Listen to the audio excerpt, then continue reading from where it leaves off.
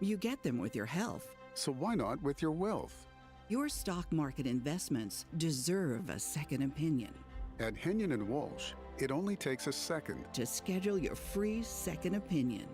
Go online and search for Henyon & Walsh, the second opinion people.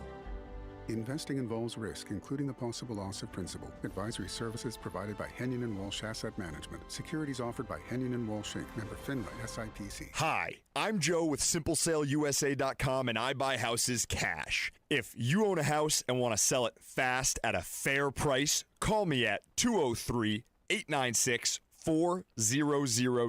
I can pay cash and close in as little as 7 days. I buy houses in any condition, any price range, and more importantly, anywhere in Connecticut. I'm a private real estate investor who buys several houses a month, and I want to buy more. I buy inherited houses, divorce houses, behind in payment houses. I even buy my tenant won't pay me the rent houses. Do you own a house that is trash and needs thousands of dollars in repairs? Great, because I love buying junk houses. I buy vacant houses, abandoned houses, condemned houses, and even foreclosure houses. If you own a house and want to sell it fast, call me at 203-896-4000. That's 203-896-4000. 203-896-4000. Hey, I'm Mike Slater. My dad passed away at the age of 63. It's out of nowhere. Had a stroke. Super hard, obviously, for the whole family, but my dad had life insurance. This is why I have life insurance for my family, for my wife and 4 kids. And the best place to get life insurance is ethos.com,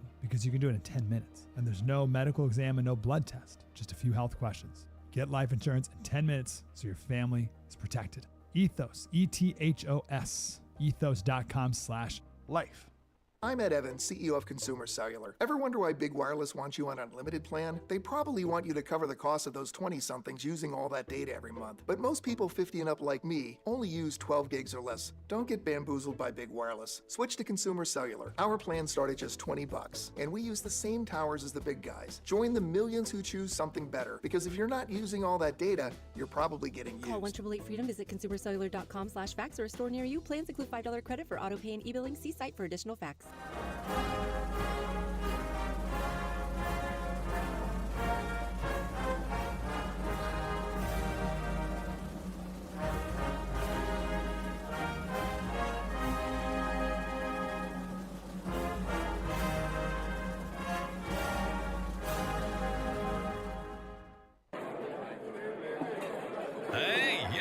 Hey, shh. Calm down. The show is about to start.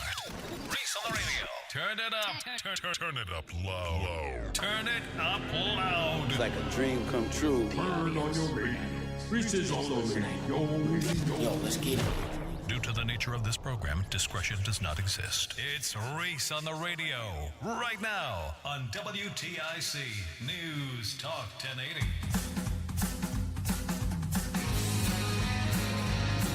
Hello! If I haven't told you folks, I love being in the studio now. What's going on, all you scallywags? Nutmeggers. Everybody across the fruited plain. It's Reese on the Radio on WTIC News Talk 1080. Happy Thursday to you, and I know we're about to wrap this puppy up, this whole day up. We have got a jam-packed show for you today to talk about only a few topics. And I promised you yesterday that I would get in-depth on it today, but just to preview today's show, we've got Chris Powell on the program later on, columnist.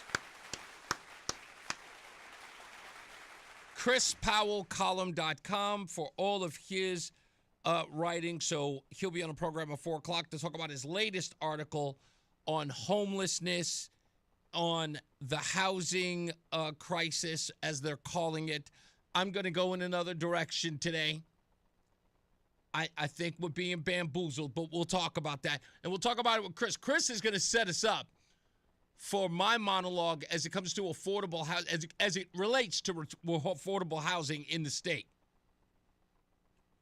And this has been an issue for me because there are certain things that just didn't add up. And Chris Powell's article just certified what I was thinking. And so we'll talk to him. I'll let you know about all of that. I've got one topic that will dovetail into another, and that's the DCF issue as it relates to the Waterbury case and Mimi Torres's case, and then how that dovetails into homeschooling, which is an article that I read today from Newsweek. And there's so much to all of that.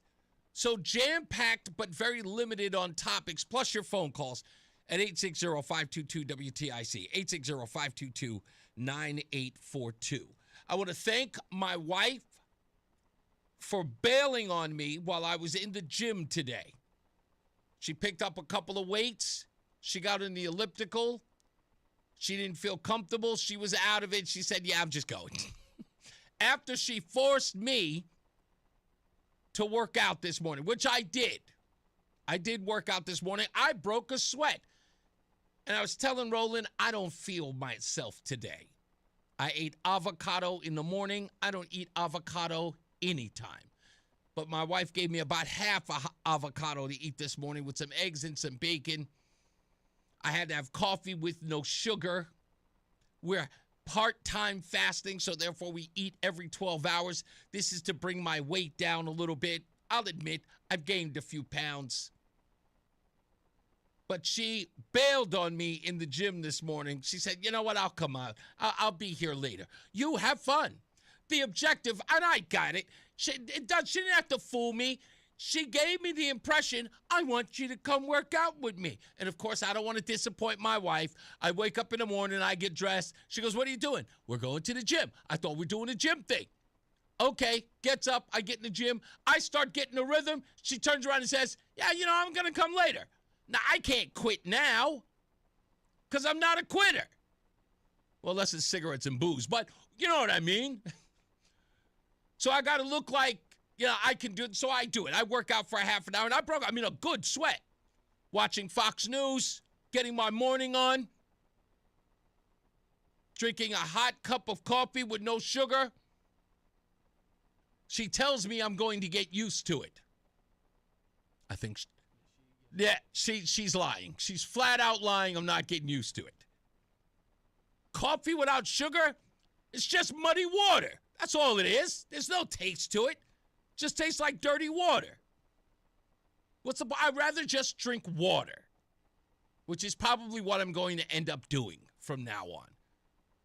I'm just going to have to get up the old natural way. I'm not going to inject myself with caffeine. I'm just going to drink water. No, there's things you have a little energy drink or something like that. I won't do those things. Those things give me the jitters. All right, so then Google some ingredients to make your own from real fruit. Scratch, yeah. And then boom, you got it. Okay. Last time I had an energy drink, I was hosting a hip hop concert in Boston. Was it Das Effects, Chubb Rock, and I can't remember who Ed O.G. from Ed O.G. and the Bulldogs was up there as well. He co-hosted with me. Anyway, the only thing they had to drink was Diet Red Bull. I drank so many of those things, by the end of the day, I felt like somebody dipped my whole body in a glass of Alka-Seltzer. I had fuzziness all over. I felt like I was jittery. Yeah, you're not supposed to drink that many. Yeah, I think I had about 12. Yeah, not in one day. It was the only thing they had to drink. Those energy drinks don't do anything for me. No? No, I don't get energized or anything. I get tired. Yeah, they were the diet ones, and I at first I said, "Oh my God, this is awful." By the fifth can, I was like, "Nah, those will do." I don't drink alcohol, so I use Red Bull as like my alcoholic drink. Oh, is that your alcoholic beverage? So when I go to like a restaurant, they ask me if I want to drink. I say yes. Do you have Red Bull? And they say yeah. And I said, yeah. Can you mix Red Bull with a pineapple juice, please? And that's my. I'll have a Red Bull on the rocks. Red Bull on the rocks with pineapple juice. Thank you. Anyway, so yeah, Roland keeps telling me I'm going to feel better. I doubt it. So I'm just going to drink water. I'm going to come to grips. Look, I don't smoke anymore. In March, it'll be 5 years since I had a cigarette. Not bad, right? I should applaud myself. Why not? 5 years without a cigarette. Next year, next June, will be 7 years without a drink. So, I mean, if I could do all of that, I'm sure I can give up sugar and fun.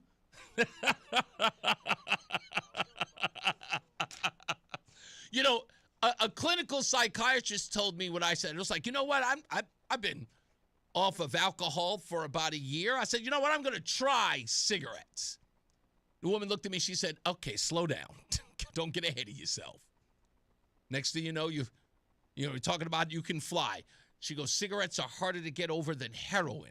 I was like, what? Now, having never done heroin, I didn't know what to gauge it off of, but I tried it anyway. And here we are, almost 5 years later. And I don't think about it. Roseanne smokes from time to time, and people I know smoke. In fact, my boys, at my moving company, they smoked all the time. It took me 2 years to get over the hankering, like the urge, but I got through it. Now, when people smoke around me, I don't even get the urge to smoke. Alcohol, same thing. Walk through the, wine aisle, because a big wine guy back in the day, or the beer aisle, no triggers. It's like, nope, I'm good. So maybe I can with sugar. If I give myself a chance, I think it's quite possible. Anyway, everyone is in the chat room ended up in the ER with drinking energy drinks. Goodness gracious, Wendy. Mike says, holy hell, it's sugar. Lemmy smoked 2 packs a day, a fifth of Jack a day, and lived on fried meat and cheese. Live a little. Look, I know that Lemmy did all of those things. He lived to a ripe old age. Okay? I'm not. And Lemmy, it's funny because what was that meme of Charlie Sheen, and there's another meme of goodness gracious, the guitarist from Rolling Stones, Keith Richards, and he when Lamar Odom went on his bender, and there's a meme that says Keith Richards goes, you smoked crack, got drunk, and hung out with hookers. He goes, we call that a Tuesday. And Lamar Odom had a heart attack. Yeah, doing those things. I have an uncle that it's crazy how biology works, because he did a lot of drugs. Yeah. And he lived a long time, and his body was just used to him doing a certain amount of these different drugs. Yeah. And once he finally decided, you know what, I'm gonna get clean, his body rejected it, and he passed away. Isn't that wild? Yeah. Like his body had actually acclimated and just became accustomed to the drugs in its system, and worked its way out. And kept him alive. Kept him alive. And then he cut it off, and the body said, don't recognize this guy. Yep. Shut her down. Yep. And that's what happened. I was like, wow. Yeah, it's funny how that happens. A year after he got clean and sober, a year later he was out of there. Holy moly. Interesting. That's a crazy, yeah. I can totally understand that. Anyway, I just wanted to make that clear. So if I'm a little irritable today, it might be because of that. I'm trying something new. I'm trying to get used to it. All right. Let me begin with the opening monologue by saying this. Why is it that social justice is never extended to the children? Has anyone ever wondered that? There is never a social justice program for children. When we talk about social justice as of late, children have even been blamed for the things that people have complained about in the argument of social justice.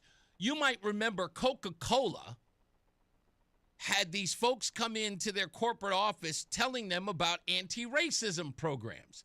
And in the anti-racism programs, they were suggesting that your infant child and or toddler were showing signs of racism even at that young of an age.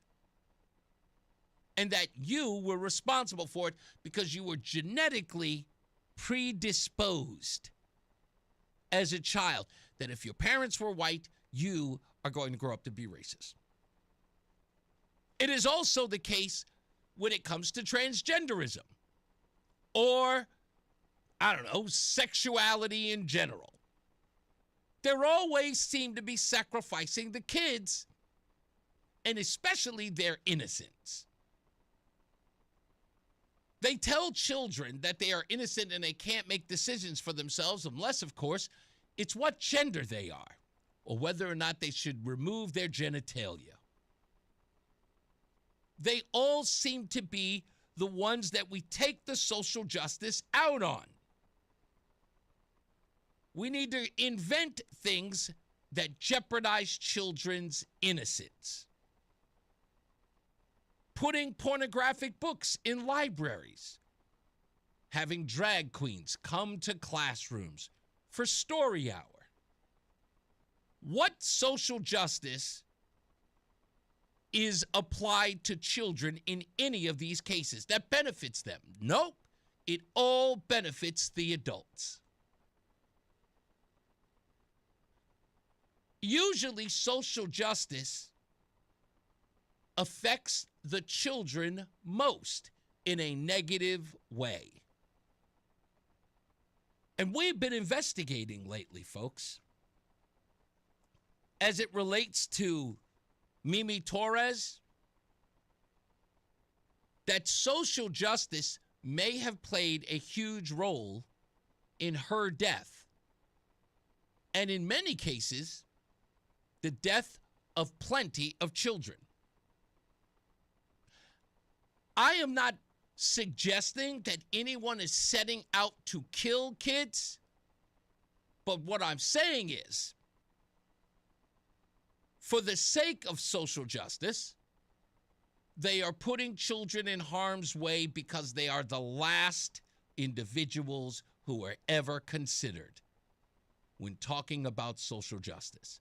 It's about adults. It just is.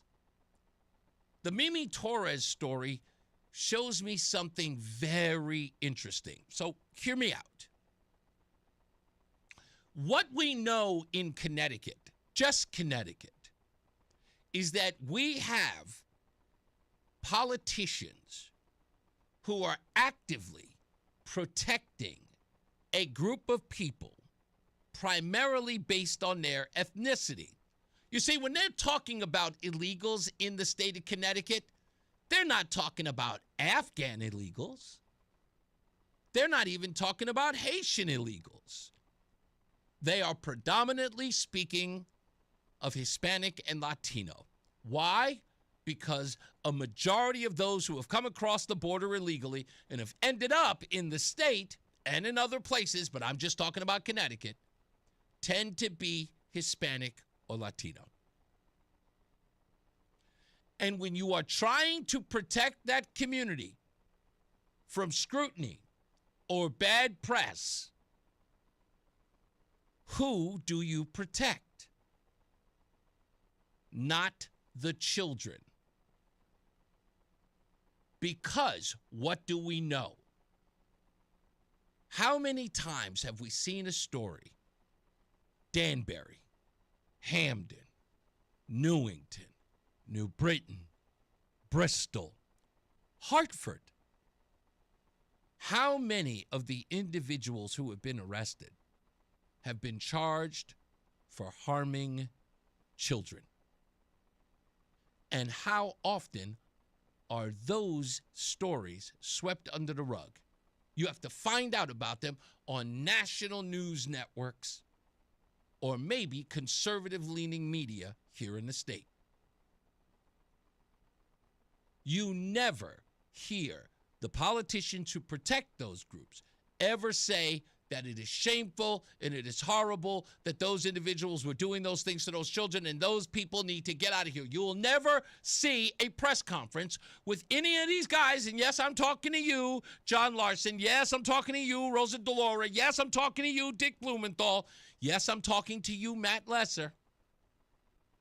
Chris Murphy, too. There has never been a press conference of these folks who were saying, yes, these guys were bad. They were harming kids.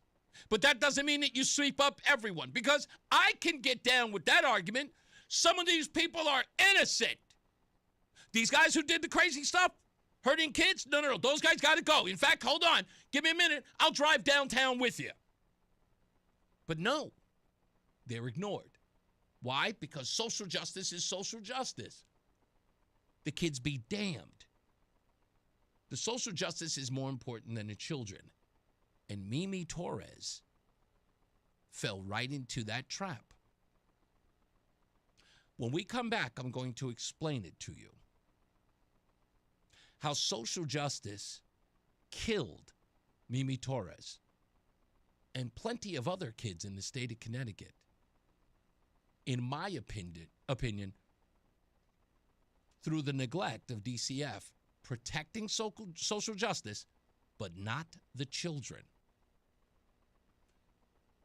And I have their own statements in my hand to prove it. We will not make any speculations. We will use their own platform to make the case. Go nowhere.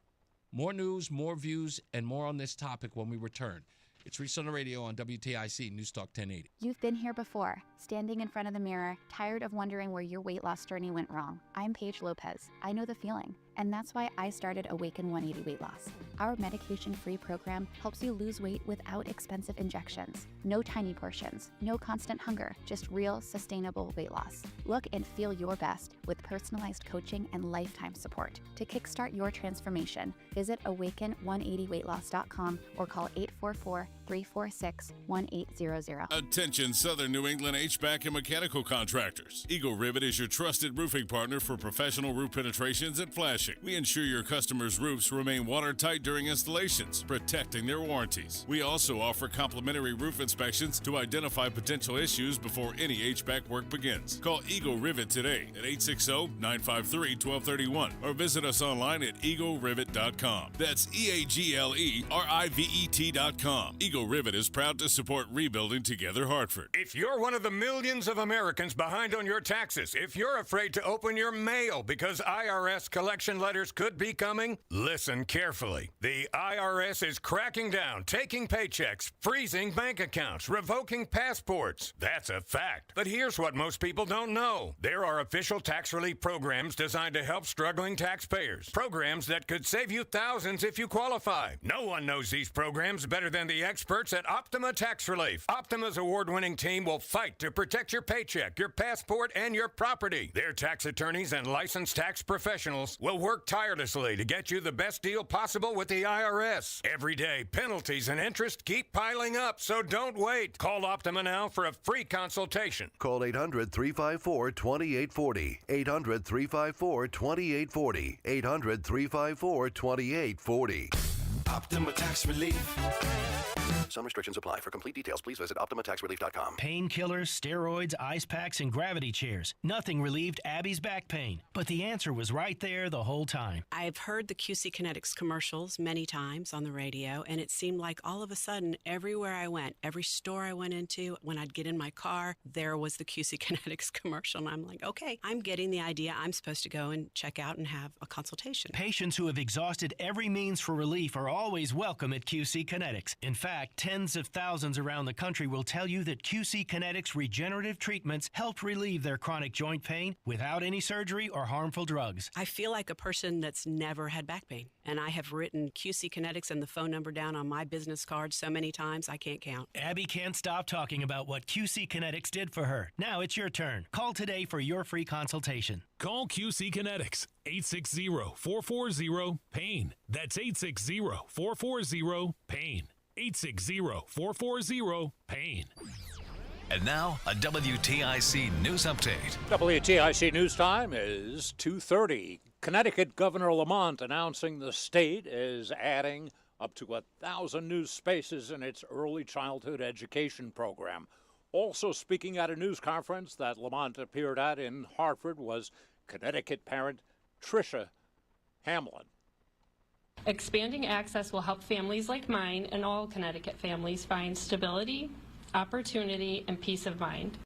And Governor Lamont saying the state is increasing provider payments for the program by 8%. A Florida drunk driving charge has prompted a school district meeting in Middletown to weigh the future of Superintendent Alberto Vasquez Matos. Channel 3 says Matos is also accused of possessing more than one valid driver's license. Connecticut Senate session is now going on. It's considering an emergency fund for food stamp and Medicaid recipients whose benefits were interrupted during the shutdown that ended last night. The measure was passed by Connecticut representatives last night, just as President Trump was signing the end to the shutdown. And time now for the weather. Going to remain breezy and cool this afternoon. Highs in the upper 40s and low 50s. And while there could be a scattered shower somewhere, we're generally dry. And that northwest wind gusting to 30 miles an hour or so at times. Partly cloudy to clearing cold tonight. Lows 27 to 32 degrees. Mostly sunny and breezy Friday. Highs will be in the 40s. Clear to partly cloudy tomorrow night. Lows in the 20s. Saturday, we'll have partly sunny conditions with increasing clouds. Should remain dry through the daylight hours, highs in the 40s. And some rain developing Saturday night with rising temperatures. And there could be some lingering showers into part of Sunday morning, followed by some clearing. It'll turn windy. Highs early Sunday in the 50s. The temperature trends down in the afternoon. I'm meteorologist Bob Cox in the WTIC Weather Center. All right, Bob, and I'm David Shapiro, WTIC 1080 News. Hi, I'm Eric Hogarth, certified financial planner from Money Wisdom. You only retire once, and it's important to do it right. Tune in every week as we discuss ways you can manage your money wisely. Don't miss Money Wisdom Saturdays at 8:30 on WTIC News Talk 1080. Hi, Dave Berger from Modern Plumbing Supply. Don't look now, but the holidays are just moments away, and you don't want to be caught telling your guests, don't look. No need to panic. Stop in today to our beautiful showroom and see how we can help you transform your kitchen and bath into a beautiful showplace for your guests. And listen to them say they can't stop looking. Modern Plumbing Supply, showroom on the Berlin Turnpike in Berlin. Great design with you in mind. Modern Plumbing Supply. Be a guest at your Thanksgiving dinner with Highland Park Market's chef-prepared dishes like mashed potatoes, butternut squash, bread stuffing, and turkey gravy. Nobody does Thanksgiving better than family-owned and operated Highland Park Market. Manchester, Glastonbury, Farmington, and at highlandparkmarket.com. Life's unpredictable and full of unknowns, but your vehicle shouldn't be. No one wants to face an unexpected repair that could derail their plans and budget. That's why we're introducing CarShield, the ultimate way to future-proof your ride. We're not just about fixing problems, we're about preventing financial surprises. You can get a low-cost month-to-month vehicle protection plan designed to save you from out-of-pocket expenses on future auto repairs. Imagine driving with complete peace of mind, knowing that if something goes wrong, you'll pay almost nothing for covered repairs. Included in every plan is free roadside assistance, free towing, and car rental options at no additional cost. This protection plan is at an all-time low, making it accessible to any driver. Don't wait for a breakdown to realize you need coverage. Invest in the future of your vehicle and your wallet today. Call CarShield now for your free quick quote. Call 800-908-8646. That's 800-908-8646. Future-proof your ride. Call CarShield now. 800-908-8646. 800-908-8646. Again, 800-908-8646. You're listening to Leaf Filter Radio, and the guru of gutter protection himself, Chris Cunahan, is here to take your most pressing leaf-related questions and bring you a special Black Friday offer. Hey, everybody, Chris here. I understand we have Ron on the line. Ron, where are you calling from? Uh-oh. Ron, are you calling from a ladder? Well, I was. I wanted to ask Chris what I need to do to get my gutters ready to have leaf filter installed. Oh, Ron, you don't have to do anything. A Leaf Filter Trusted Pro will come out and clean out your gutters, realign and seal your gutters, and install a Leaf Filter, America's #1 gutter protection system. So I didn't need to get on this ladder? Ron, Leaf Filter Trusted Pros are in your neighborhood and ready to help. Just visit leaffilter.com/deal to schedule your free gutter inspection and get up to 30% off. Thank goodness. What was that site? That's leaffilter.com/deal. And now, as a special Black Friday offer, you can get a free gutter inspection, plus up to 35% off. This is our best offer of the season. Unlock it now at leaffilter.com/deal. See representative for warranty details. Manchester native John McCluskey won the first Manchester Road Race in 1927. His younger brother, Joe McCluskey, continued the tradition. Joe, who would later win an Olympic medal, won the Thanksgiving Day run 3 times during the 1930s and again in 1947. They are the only pair of brothers to win the race. Start your own family tradition this Thanksgiving. Register for the Manchester Road Race now at manchesterroadrace.com. That's manchesterroadrace.com. The Manchester Road Race is a great local tradition, and WTIC News Talk 1080 is proud to be a partner. WTIC has been Connecticut's radio station for 100 years, with local talk shows talking about the things affecting our state and nation. Mornings with Brian and Company, 5:30 till 9, and Reese on the Radio, 2 till 6, plus local news, weather, traffic, and sports. All on WTIC News Talk 1080, because local radio is just better. Newsmax, you like Newsmax. I like it too. Newsmax has been terrific. President Trump is right. Millions like you are tuning into Newsmax. You're watching Newsmax on cable. You're going to our streaming channel, Newsmax 2. And you're downloading our free Newsmax app on your smartphones and TVs. Reuters Institute says we're now one of the top news brands in the nation. Every night, watch great shows with Rob Schmidt, Carl Higbie, Rob Finnerty, and more as they expose the big media lies, the Washington swamp. And they're never afraid to talk about faith, freedom, and the values that made us great. Find out why Newsmax is the fastest growing news channel in America. Make the switch today and join our news revolution. Get Newsmax on cable, on streaming, and download the free app today. It takes just seconds to start. Let President Trump know you stand with Newsmax. It's for real news, for real people. Make the switch today. Fan of WTIC? Then do us a favor. Download the free Odyssey app and favorite WTIC. All right, we're back. Reese on the Radio, WTIC News Talk 1080. Quickly, I want to give a shout out to Peggy. Thank you, Peggy. Peggy gave me some alternatives for sugar and some other additives. I forwarded them to my wife. She is saying thank you as well. She just sent that to me. And I also want to thank Catherine M. For the kind words and thank you. Comparing me to my hero in any way whatsoever, forget about it. Warms my heart, and you're number one in my book automatically just for making that comparison. So thank you so much for that. You didn't have to, but thank you.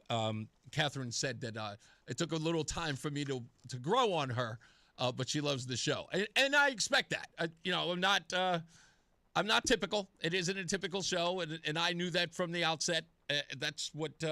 I think that's what garnered the attention of WTIC when they brought me here. It was like, yeah, he kind of does radio different. And I'm glad they recognized it. And I'm glad you did too, Catherine, as many of you have. And she also stated that at the beginning of the show, Roland, when we played the line from "And the Land of the Free and the Home of the Brave," she stops whatever she's doing. She puts her hand over her heart at the beginning of the show. Yeah, and yet that was the reason why I put it there. It's because it's my favorite part of the Star Spangled Banner. So that's why I put it there. Anyway, let's get to this part of the conversation. Her name is Susan Hamilton. She is the current head of the Department of Children and Families here in Connecticut. She serves as the interim commissioner appointed by Governor Ned Lamont in September of this year. Hamilton holds a Master of Social Work degree and a Juris Doctorate. She previously led the department from 2007 to 2011 and has been its general counsel since 2023. This followed the retirement of former Commissioner Jody Hill-Lilly in August of this year. As of November of 2025, no permanent replacement has been announced. So now we understand where we are and how we got here as far as Ms. Hamilton is concerned. This is what it says about Ms. Hamilton's background at DCF and her background as a child protection defense attorney. From 2014 to 2023, Hamilton served as a public defender and eventually director of delinquency defense and child protection for Connecticut's Division of Public Defender Services. In this capacity, she supervised attorneys, social workers, and investigators representing children, parents, and families in juvenile court matters involving DCF investigations. The work inherently involves challenging DCF petitions for child removal. I'll say it again.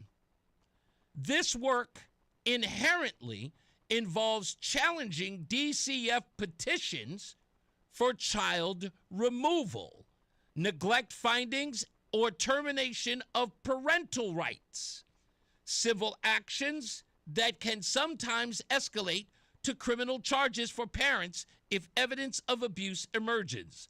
Her focus here was on protecting parental rights and ensuring fair processes, which aligns with cautious approach to state intervention, but doesn't equate to blanket opposition to prosecution in several cases. Now, that doesn't mean that she is gung-ho in charging families, but she is working as an advocate to end child removal when DCF recommends it. Why would anybody do that? Policies and statements as a DCF commissioner from 2007 to 2011. During her first term as commissioner, Hamilton helped develop Connecticut's differential response system, a framework that screens hotline reports of abuse or neglect. Low-risk cases, about 40% of the reports, are diverted from formal investigation routes, which often involve home visits, interviews, and potential court referrals, to voluntary support services like family counseling or referrals to nonprofits. Families can decline these without penalty, reducing the likelihood of escalation to prosecution or removal. This model, later fully implemented by her successor, emphasizes prevention and family unity over punitive measures. In response to criticism over a 2010 neglect case in Torrington, Hamilton stated, "The safety of children is our paramount concern. The department works to keep families together whenever that can be accomplished safely. She acknowledged concern about the DCF's interventions and committed to reviewing them, underscoring a preference for supportive rather than stricter prosecutorial responses." In legislative testimonies as a public defender on bills related to juvenile rights and statements, Hamilton advocated for stronger protections against coercive police or DCF questioning of minors, arguing that children need parental or guardian involvement to ensure voluntary decisions. While this focuses more on youth rights than parents, it reflects a systemic push for due process in child welfare cases, potentially limiting evidence that could support parental prosecutions. No records found her testifying against prosecutions in general. Her comments consistently balanced child protection with family rights without rejecting accountability for abuse. But this is the best part. In summary, the rumor about Miss Hamilton being a defender of parents and not children, it's rooted in her defender background and family-centered policies, which could be seen as anti-prosecution. In the sense of favoring alternatives to court action, however, this is more accurately prescribed as pro-preservation and evidence-based intervention, not opposition to holding parents accountable in high-risk situations. If new details emerge, this could evolve. This is a breakdown of DCF cases in the past 10 years. Why are they relevant? Well, we noticed a pattern. Let's run through a few. In the past 10 years, reports to DCF are between 50,000 and 68,000 in the state. In 2024, the exact number was 67,795, with 40 to 50% accepted for response. Only half of them were responded to by DCF. Removals. They peaked in 2019 between 1,500 and 2,000 removals. That number currently sits at 800 to 1,000, with a focus on kinship care and reunification. That is Mimi Torres's case.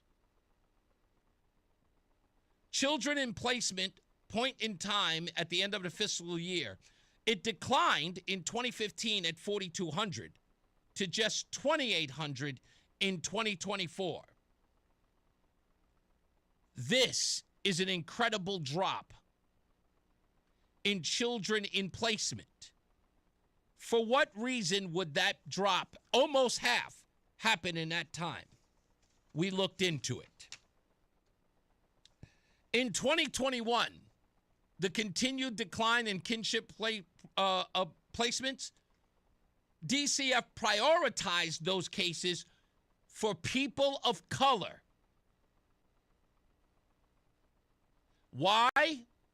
Because at the time, the percentage of people who were in the system were 32% white, 23% black, 39% Hispanic, only 6% Asian. I say again, 32% in 2021 were white, 23 were black, 39 were Hispanic. The next year, in 2022, they noticed a disproportionate amount of black cases being sent to DCF. Those numbers declined from 2021, but they skyrocketed in 2022 for Hispanics. The number, in fact, from 2021 to 2024, the percentage rate went from 39 to 42% of all cases in the Hispanic community. 39, 40, 41, 42. What would have caused that kind of increase? A percentage point every year during 2021, 2022, 2023, and 2024. In that same year, ladies and gentlemen, the white community, the number was 32% to 31% to 30% to 29%. How about the black community? 2021 to 2024, the number was 23% to 22% to 21% to 20%. Whites and blacks, as far as DCF intervention, was declining. Hispanics went up 1% year to year. Why? Why? It's worth the question, isn't it? I think it's better than that. I think it's worth an answer. More and more people in every other community going down. Only Hispanics going up. And we had an administration that didn't want police intervention, but fought for reunification of parents. We'll come back. We'll break the rest of this down when we return. Stand by. It's Reese on the Radio. Hi, I'm Joe with SimpleSaleUSA.com, and I buy houses cash. If you own a house and want to sell it fast at a fair price, call me at 203-896-4000.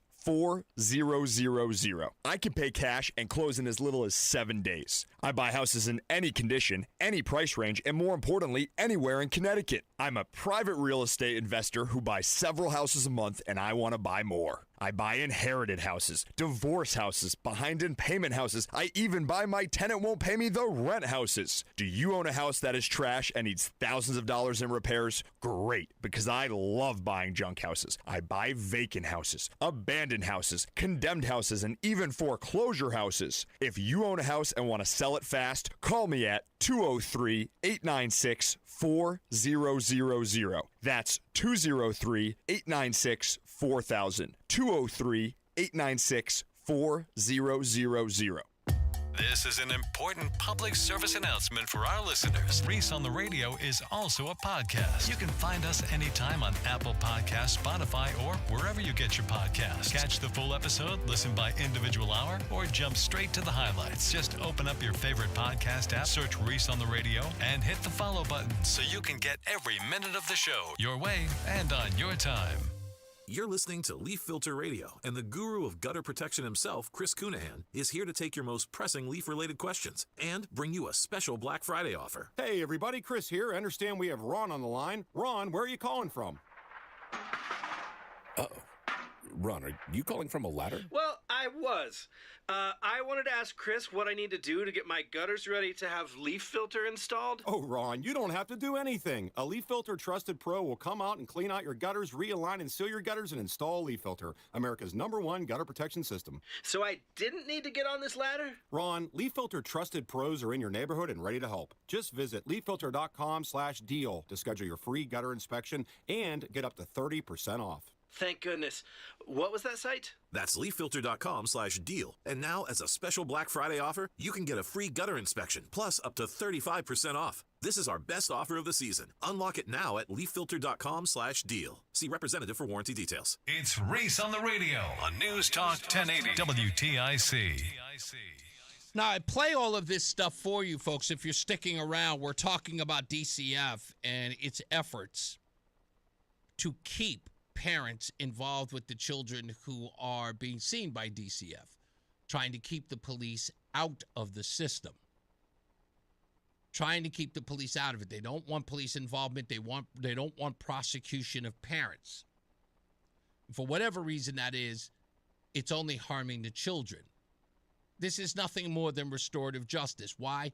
Because if a certain group of people sees an increase in DCF calls and cases, somebody has decided that this is in some way a disenfranchising exercise. And this is all of their data I'm reading, not mine. I didn't find this so I can smear them. This is their own data. And they're the ones who make it clear that they wish to, for equity reasons, they need to decline the amount of people who are removed. In one case, in 2023, 900 equity audits showed 20% fewer black removals. They're working on that, keeping the kids from being removed. What happened in 2023? Well, was it 2022? Nonetheless, if you have an active participation in protecting the status quo or not ruffling feathers as it relates to race, you are putting children in jeopardy. And they know this. Of course they know this. But it was them. It was in their own mission statements. Federal audit flags ongoing black overrepresentation. This was their audit in 2023. This is their own reviews. Since 2019, DCF's racial justice goal, one of 7 strategic priorities, includes de-identifying race in removal decisions, reducing black removals 20%. Who cares whether or not you're reducing black removals?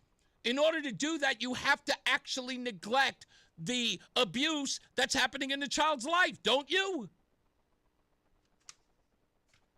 That's the effort. So when Len Bestoff does this piece on NBC Connecticut, and who's the chief's name? I'm forgetting his name. Melanson, Chief Paul Melanson, said this in his piece. It was a teaser that Len Bestoff put out on NBC, but it didn't end up being in the final cut, which I was ticked off because I went to NBC Connecticut's website to go find it. Len had to send it to me personally so that I can have it for the show, and I thank Len for sending it to me. But this is an important thing to note. Again, this is from the Farmington police chief. Listen to what he said about the police when they went to Mimi Torres' house for a noise complaint. The chief said his officers had no way of knowing a child was missing or that the Department of Children and Families had a history with Garcia. But we work well together when DCF understands that there was a crime involved. But until that point that they've determined, that there's a crime or suspect that there's a crime, really there's not that collaboration. And so that does become sometimes an issue. So it is, I think, something that we will talk about. How can we better communicate? Now with the issue that occurred in Waterbury, now with the issue that occurred here in Farmington, how can we better communicate when, there's a child that maybe is, we'll say, unaccounted for? And that's all the police chief is saying here is that if there was a coordination, if there was some way that the two would be involved, DCF and the police, they would have showed up and they would have had it there. They've got arrest warrants. Those individuals, they're looking them up in the event of a domestic violence issue. If that person has a warrant, if that person has a restraining order, by getting those folks' names, they run them through the system. The police do. Hey, I got John Johnson and Johnny Johnson. Yeah, just check him out for me. Yeah, he comes back with 2 warrants for domestic violence. Oh, yeah, you know what? Come with us, big guy. That's why. So why wouldn't DCF? Because the DCF doesn't want the police involved. And we know that. That's coming from them. They don't want the police involved. And if we're talking about Mimi's Law, if DCF really wants to change, if they want any reform, because remember, we're talking about a DCF complaint that may put lives in danger. Remember, that's the whole point. Like, DCF is not getting involved for something silly like the kid won't do his homework. When DCF is involved, we're talking about child neglect, which in my view is a crime already. Right? I mean, if you've got DCF involvement and someone is calling about, in essence, a DCF complaint is about the welfare of a child. How is it not criminally related in any way? An investigation must ensue for what? For what? Whether it's a misdemeanor or a felony, there has to be, at least for the parent, if they're doing something that is neglectful, that puts the child in harm's way, you at least have to have the parent know, hey, if I don't feed my kid, if I don't, properly take care of my kid, I could possibly be hemmed up for that. But if DCF is working interference for the family or the parent, for that matter, to make sure that they don't get in trouble with the law, that's not benefiting the kid at all. And you can't be doing it for stats. Not for racial stats, even. That's reckless. I don't know how else to put it. We'll take a break. We'll lay out some more of this stuff. Let's get to the WTIC newsroom. It's Reese on the Radio on NewsTalk 1080 WTIC. There's a lot happening in Washington and in your local neighborhood. Follow WTIC News Talk 1080 on the Odyssey app to keep up with the latest. WTIC is celebrating 100 years on the air and 100 years of serving Connecticut. This is WTIC and WTIC FM HD2 Hartford, an Odyssey station. It's 3 o'clock. This is WTIC. I'm David Shapiro. It's gotten cooler out there. 46 degrees now in Hartford and pretty windy. And we still have a chance of a shower. And in the news, several bills are expected to pass the state Senate today, but not without Republican opposition. Senate Minority Leader Stephen Harding now opposes the governor's $500 million fund to backstop federal programs facing Trump administration cuts. I was in support of the measure until yesterday when the federal government voted to reopen the government. And they continue SNAP benefits for a year. So how can you not say this is politically charged or simply a gaslighting scheme by the Democratic Party in our state to take $500 million away from the taxpayer once again and create a slush fund for the governor and other Democratic leaders? But Democratic Senator Sujata Godkar-Wilcox says the federal cuts go beyond the shutdown. Many programs were slashed by the president's big, beautiful budget bill passed back in July. We cannot just sit back and not take any action. The needs of the people of Connecticut throughout the state, especially the most vulnerable communities, are urgent and imminent. Democrats say the money will stabilize programs like SNAP, food stamp assistance, WIC, WIC nutrition help for young moms and their families, and home heating assistance. With the government shutdown now over, the administration is following through on bonuses of $10,000 for air traffic controllers who continued to work despite getting $0 paychecks.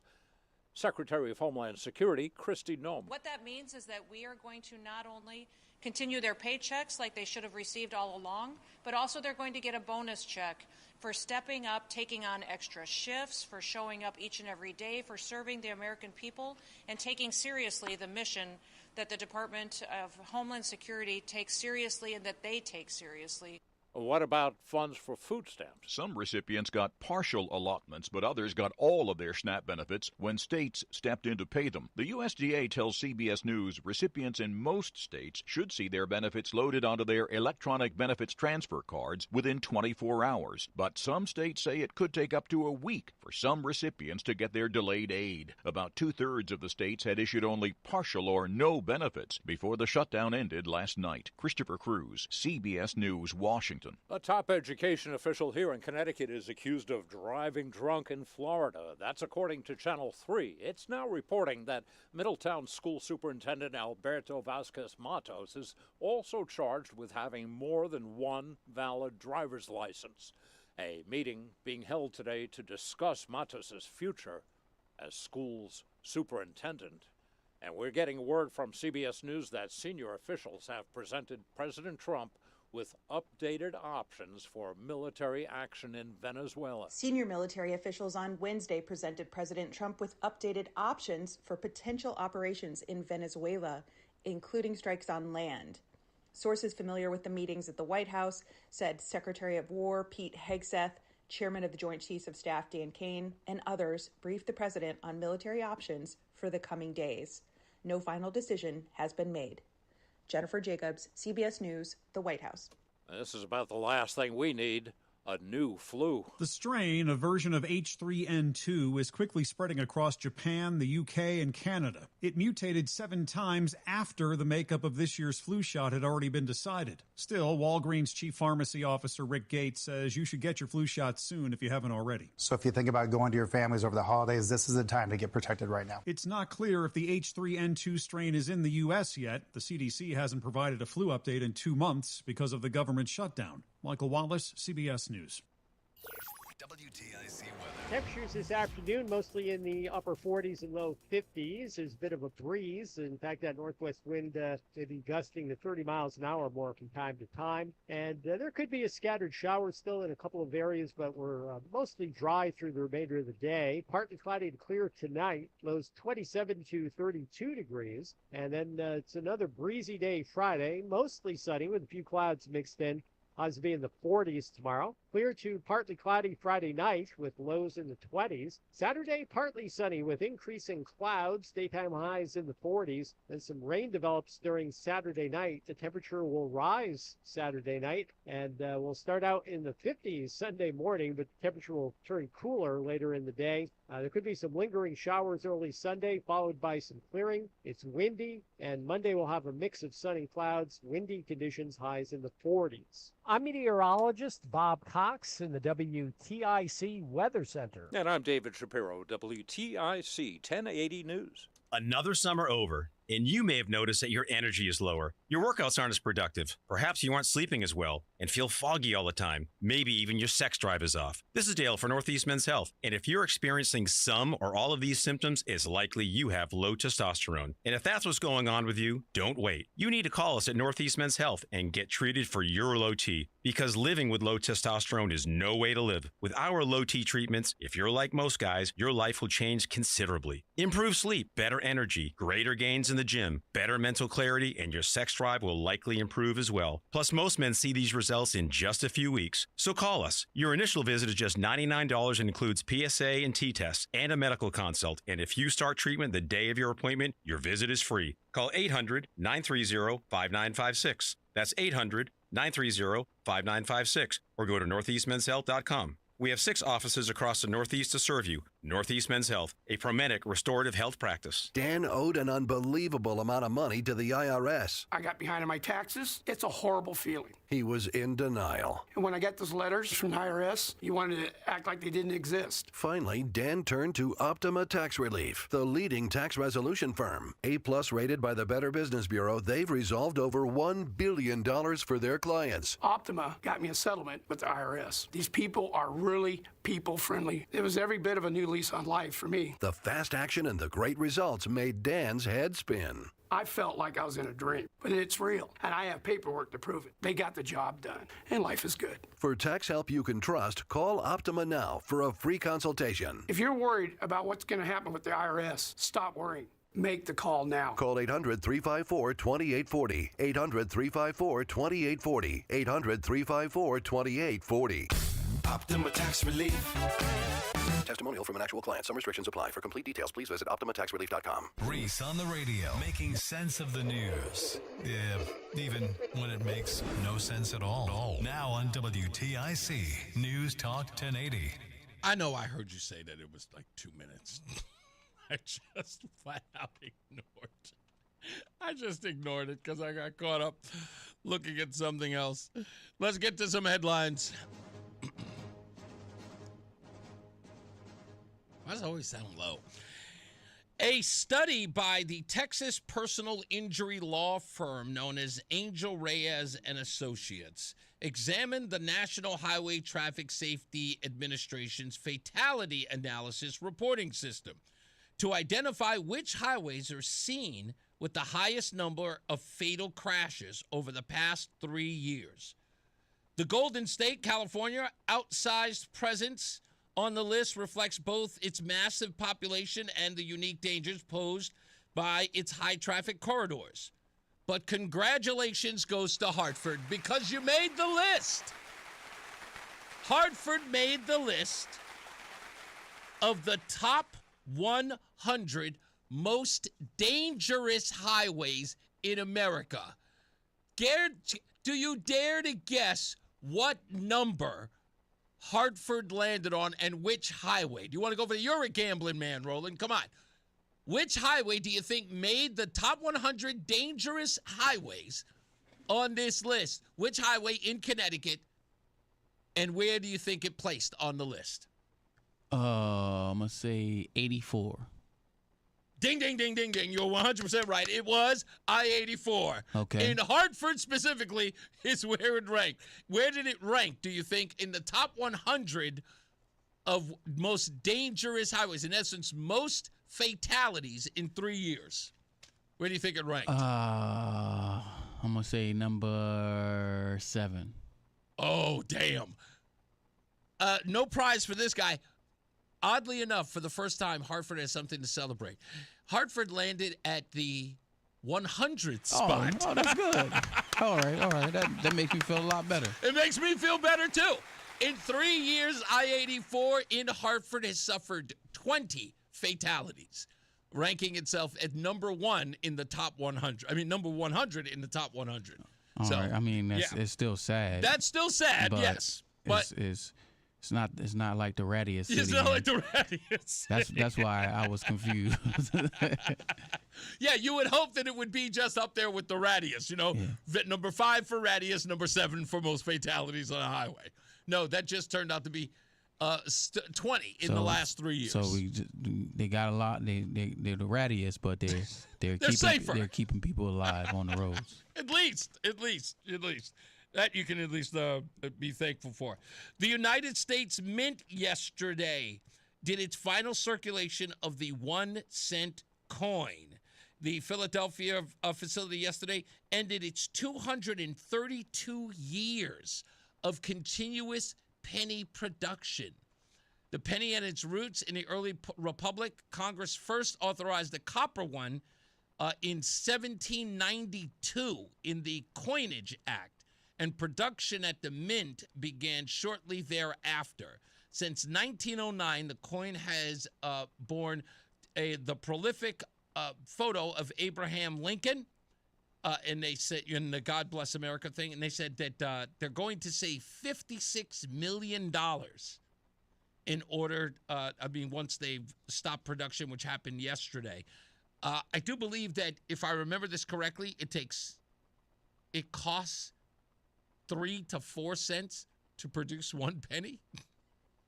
It costs more to make, which, again, that baffles my mind. I just don't understand why they continue to do it. Democrats, there go your voting blocks. For the second straight year, about 1 in 5 Americans say that they would like to leave the U.S. and move permanently to another country if they could. This heightened desire to migrate is driven primarily by young women. In 2025, 40% of women aged 15 to 44 say that they would move abroad permanently if they had the opportunity. The current figure is 4 times higher than the 10% who shared this desire back in 2014, when it was generally the line with older age and gender groups at the time. So, ladies, if you got to go, you got to go. You got to go. You got to go. What is the stat? I got to look this up. What is the stat for every guy? Don't they say, like, for every guy there's 2 women? Or for every guy there's 3 women? 1.5? You actually looked this up. You know the actual number. What is it? Wait. Is this a field of expertise for you? You know exactly the number. 1.5 for every guy? I think that's what it is in the U.S. In the U.S. Okay. Because I know it's rougher in China. Yeah, and I only looked that up because we I got to hear this story. Me and my friends had a group discussion about what is it, polygamy? Oh, okay. So we were seeing what was the ratio for women to men, and so you looked it up. So so he had that stat at the ready. Hey, you know what? God bless him for the off the clock research done by Roland and his homies.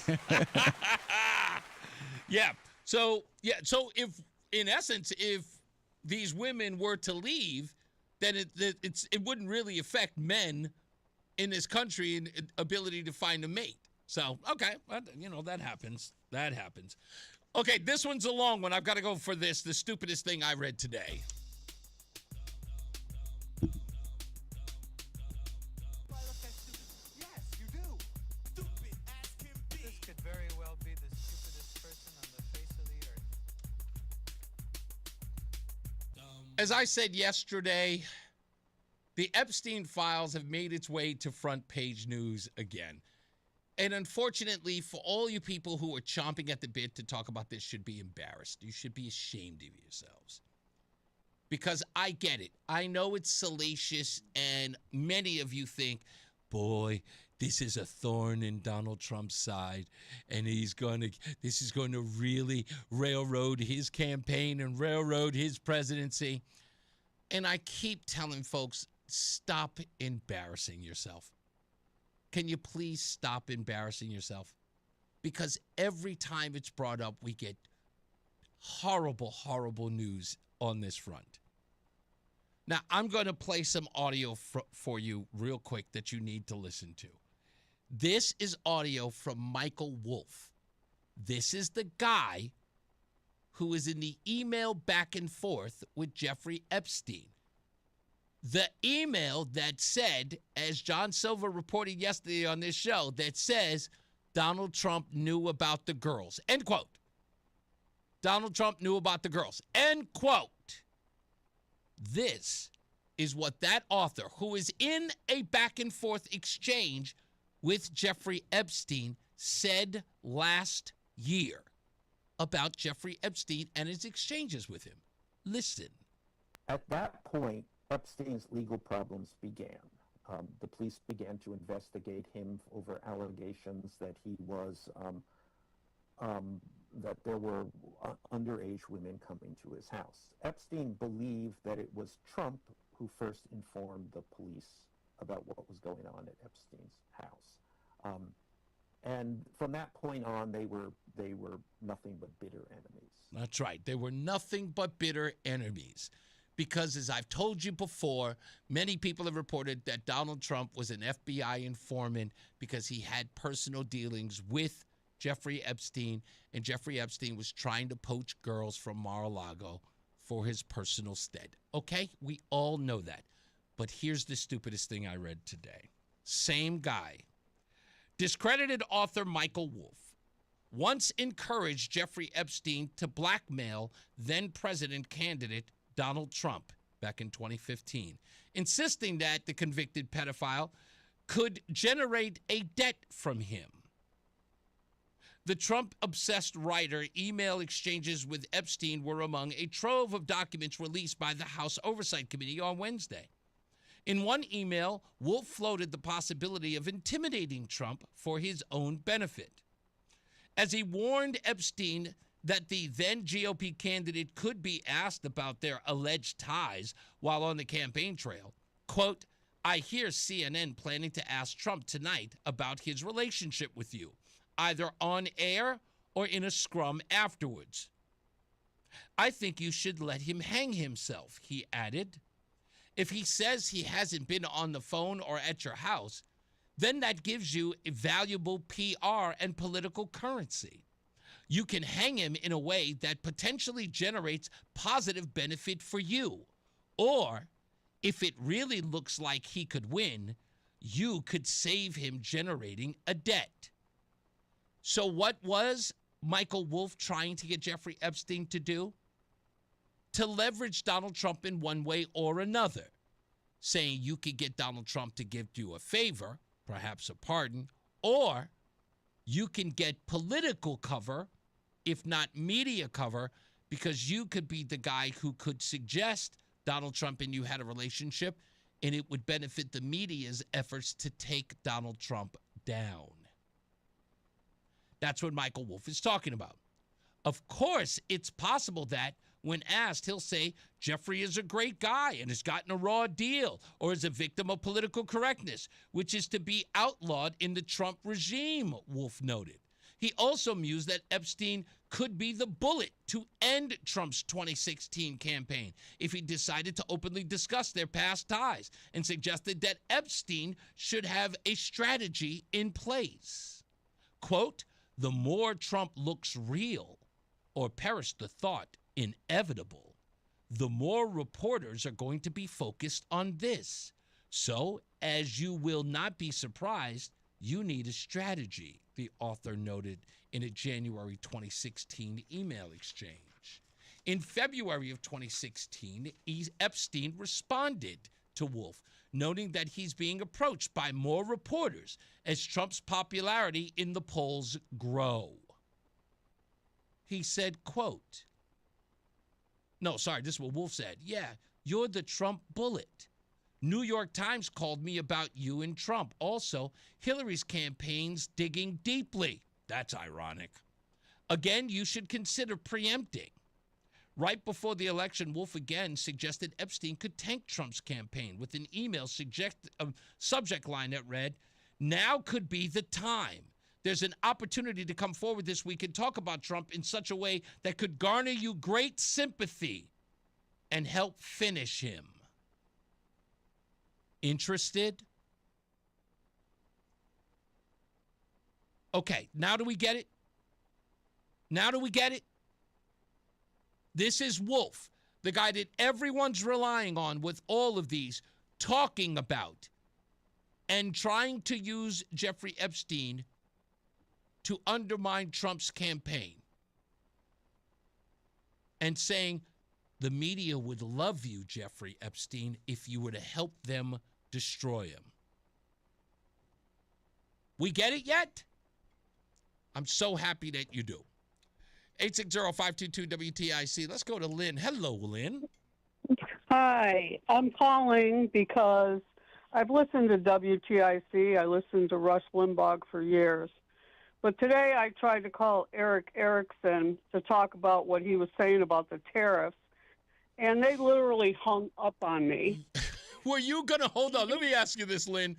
I heard Eric Erickson's, I think he posted an X video today talking about his criticism of Donald Trump's tariffs, and he used coffee as his litmus test for why Donald Trump needs to stop the tariffs. Were you going to call to counter Eric on that? Oh, yeah. Well, he was referencing like all food because of the tariffs, and all wood and all steel. Yes. When they're building $20 billion steel mill, I think in Ohio. Yes. So that's why I was calling. But like I said, it really, really got me upset. I will never listen to him again. Well, look, listen, I said this, Lynn. I watched the video myself, and I get Eric Erickson's sort of newsletter every day. And again, this isn't about bashing him. I disagree with him on a host of things.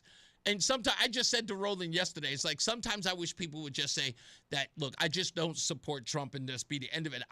People these sort of like twisting themselves into pretzels to 1 minute, say that, I support him, and the next minute say you're not. Just like say you're not a Trump fan and just do your thing. But you're 100% right. I saw that thing that he was talking about tariffs, but that's because he doesn't like tariffs. That's all it is. Eric Erickson has made that clear for his entire career. He doesn't like tariffs. Well, I'd like him to bring back Tom Shattuck because I'm definitely not going to listen to WTIC during the day. Oh, come on! No. Well, we'll at least listen to my show, Lynn. Oh, yeah. Okay. I will always listen to you. But I was also calling about the DCF issue. Yeah, what do you got? Because I grew up in Hartford, my whole problem, even when I was, 10, 12, 13 years old, is the DCF people. They call it DCF now. It used to be DCYF. Yep. Yep. They work from 9 to 5, and they can't wait to get out of the city, to rush home to their suburbs, because they're scared to death to be there. I know people that work there, and they were scared to death to be there. But they need to be going to these homes where they're getting welfare, subsidies, whatever, in these cases, every single home between 6 and 9 o'clock at night, and see what's really going on in those homes. You're 100% and really checking on these children, because these people know they're leaving at 5 o'clock, and Lord have mercy, I've seen what happens after they leave at 5 o'clock. They've got, listen, I've seen it. I lived there. Lynn, they have literal blood that is on every person's hand in that place who have been neglectful of the children, from falling out of buildings to beating deaths to everything. They know damn well. And it is so, and again, to go over these numbers, this was their stuff. The fact that they are dealing with children in neglectful situations and their focus is on racial equity could not put more kids in danger. Exactly. And like I said, their boyfriends work all day. They come home between 6 and 9 o'clock at night with whatever baby's mama they got out of, 3 or 4 or whatever. But they're there. you're paying for everything, but their boyfriends are working all day, coming home, and the people in Connecticut are paying their rent, lights, groceries, all this other kind of stuff. Wake up, people. Yeah, it's pretty bad. Thank you, Lynn. I appreciate you. Okay. You got it. Tommy, what's going on, sir? Tommy, you there? Let's start. Oh, yeah, that's you, buddy. What's up? You can turn. Can you turn the heat, or if you leave the heater on? Tom, are you talking to me or are you talking to somebody else? Sorry, I was talking to my mechanic. Reese, hey. What's up, buddy? Hey, not only is Epstein an evil person, but I heard yesterday, his island is terrible, but I heard yesterday that a scientist says Epstein's bar may be responsible for lupus. His bar? No. Like, what do you mean? Like his bar, like bar and grill, like a tavern kind of deal? No, Epstein's bar. It's a joke. Oh. Have you ever heard of Epstein's bar? No. I didn't hear about it. It's a mutation in people. Oh. They said yesterday it could be responsible for lupus in people. I apologize. That joke is lost on me, and I feel horrible. Man. I stepped all over it. I've been waiting all day to drop that out of you. Sorry about that, Tom. That's all right. I will, with this, everyone's saying, Trump was friends with Epstein. He was like a casual acquaintance. He was friends with everybody. I mean, to say that Trump was a friend of his gives the impression that no one was but Trump. You know what I mean? Yeah. It's like, if you ever want to listen, here's an interesting part, Tom, and this is what I say to people who keep making it about Trump. If you ever want to see Trump suck the oxygen out of a room, Jeffrey Epstein is a perfect example. Why? Because we've known about Jeffrey Epstein and Bill Clinton for eons. But now when it's politically expedient to hang his hat on Donald Trump, everyone's acting like Jeffrey Epstein had no other friends in Hollywood or in politics ever. It ignores the fact that Epstein loved Clinton so much that he had a painting of him in a blue dress in his house that I'm sure Clinton saw and did not object to. So that's what it drives me so crazy. I got to get over it, but I wish for once a liberal media would kind of bring up those kind of points. As far as I know, he's never been to the island, right? No, there were some flights, but they were always to either Mar-a-Lago or to New York, and there's nothing that suggested he's ever landed on that island at all. Yeah. And everybody knows that. But no, because the liberal media always say, he's been to his location, or they vaguely reference. They don't say island, but Tom, I'll go this far because I got to go. I'll go this far. Remember what the headline was yesterday? Trump knows about the girls. That sentence alone was the headline yesterday. And that was made to, you could just dream up anything you want based on that line. It was ridiculous. I'm hoping that it's over with and we could just move on. Thank you, boss. I appreciate you, man. Let's take a break. We'll be back. More news, more views. Coming up at 4:05, we got Chris Powell from ChrisPowellColumn.com. And we'll take your phone calls as well. It's Reese on the Radio. Hi, I'm Dr. Mary Claire Haver, a board-certified OBGYN and menopause specialist. My new podcast, Unpaused, is the place for bold, unfiltered conversations about what it really takes for women to thrive in the second half of life.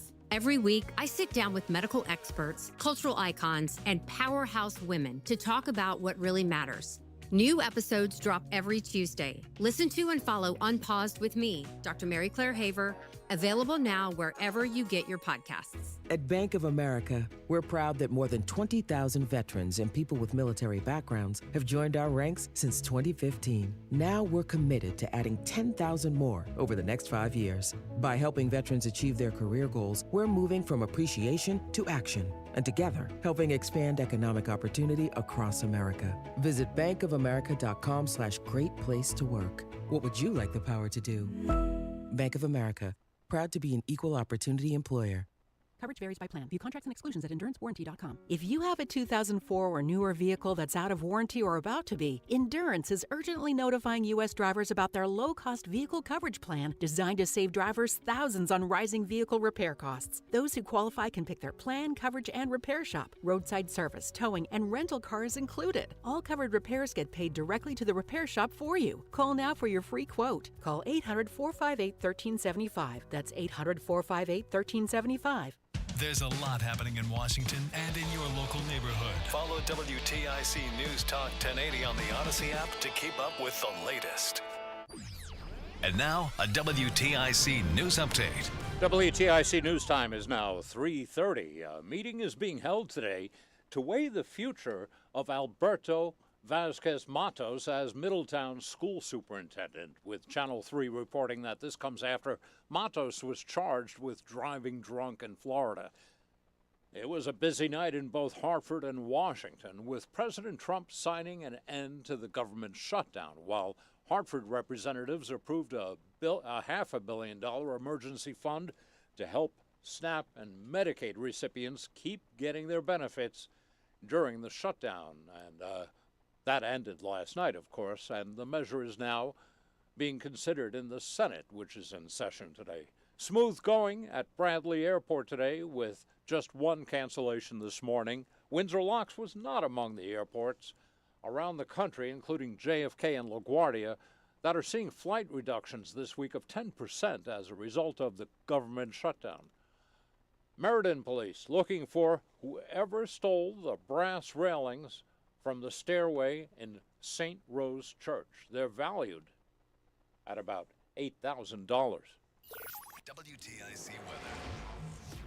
Well, partly sunny, breezy, and cool conditions out there today. Highs in the upper 40s and low 50s. There could be a scattered shower in a couple of spots, but we're mainly dry, and the northwest wind coming in at about 10 to 15 miles an hour, gusting to 25 at times. Tonight, partly cloudy to clear, lows 27 to 32. Friday, mostly sunny and still breezy, highs in the 40s. Clear to partly cloudy Friday night, lows will be in the 20s. On Saturday, we'll have partly sunny conditions with increasing clouds. Daytime highs in the 40s. Some rain developing during Saturday night with rising temperatures. Sunday, there could be some lingering showers in the morning, and we'll start out in the 50s, and then it will turn windy and temperatures will tend to trend down in the afternoon with some partial clearing. Monday, look for a mix of sun and clouds, still windy with highs in the 40s. I'm meteorologist Bob Cox in the WTIC Weather Center. And I'm David Shapiro, WTIC 1080 News.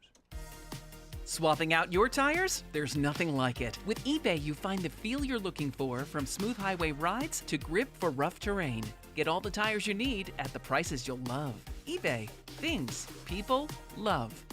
Brian Shackman here for QC Kinetics. You know, more and more people these days are taking control of their health, looking beyond traditional medicine. That's why QC Kinetics is doing so well. People with chronic joint pain are learning that there are other options besides steroids, meds, and surgery. You can get lasting relief using advanced cellular treatments. QC Kinetics, they use regenerative medicine, revitalizes your joints using growth factors from your own body. We're talking hips, knees, back, whatever. Whether it's illness or injury, they can give you long-term relief with no downtime. That's right, no drugs, no surgery. And by the way, this November, QC Kinetics honoring our veterans, offering $500 off a full treatment plan as their way of saying thank you for your service. And also, by the way, for everybody, your first consultation is totally free. So if you are a little bit unsure, you go in there, you learn about it. If it's for you, great. Either way, you learn something about your body and you could get long-term relief from your pain. It's QC Kinetics, 860-440-PAIN. Again, 860-440-PAIN. They have locations in Avon, New Haven, and Glastonbury. 860-440-PAIN. Fitch High School in Groton has a very proud tradition at the Manchester Road Race. Olympian Johnny Kelly, a longtime teacher and track coach at the school, won the race 6 times during the 1950s and 1960s. Amby Burfoot, Kelly's star pupil at Fitch, was a 9-time Manchester Road Race champion between 1968 and 1977. And Ray Crothers, another Kelly protege and Fitch alumnus, won the race in 1965. Start your own tradition this Thanksgiving. Register now at manchesterroadrace.com. The Manchester Road Race is a great local tradition, and WTIC News Talk 1080 is proud to be a partner.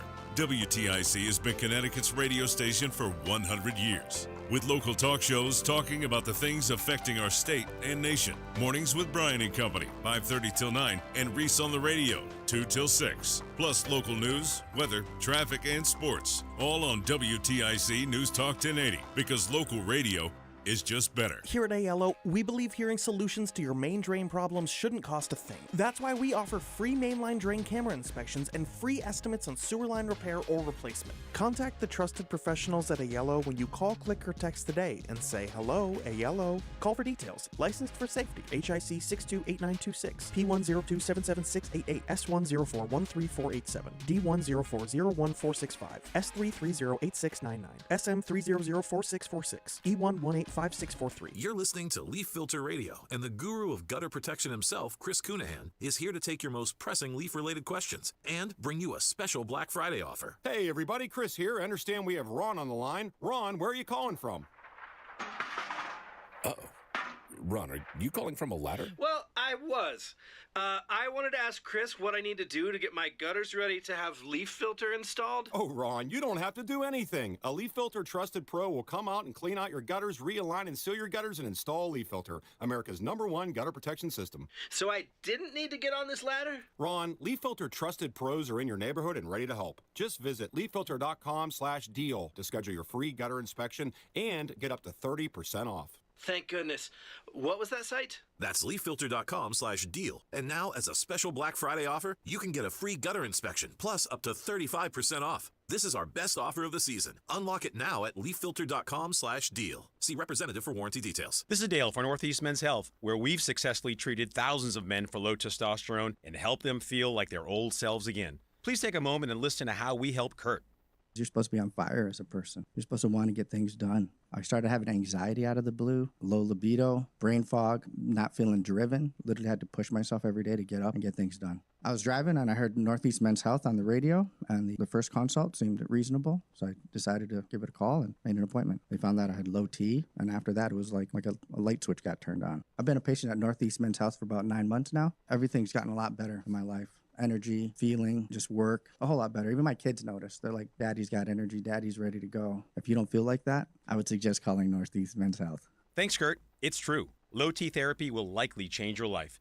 Your initial appointment is only $99 with results in minutes. And if you start on testosterone the day of your appointment, your visit is free. Call today, 800-930-5956, or go to northeastmenshealth.com. We all hear the radio ads about the IRS. They tell you to be afraid, to be scared, and they try to frighten you into calling. I'm not here to do that. Tax Relief Advocates is different. TRA is here to tell you that if you owe money to the IRS, whether it's $5,000, $50,000, or $500,000, we have a solution. It doesn't matter if you're sitting in your car, at work, or with your kids. No matter where you are, call now. 800-575-9834. Don't lose hope. TRA can eliminate or reduce what you owe to the IRS. Generous programs are now available that can give you a fresh start. Our passion is taxes and helping individuals fix their IRS problems. We have over 1,000 5-star reviews on Google and an A+ with the Better Business Bureau. You don't need to be afraid of the IRS any longer. End your tax nightmare today by visiting us online at TRA.com or call 800-575-9834. That's 800-575-9834.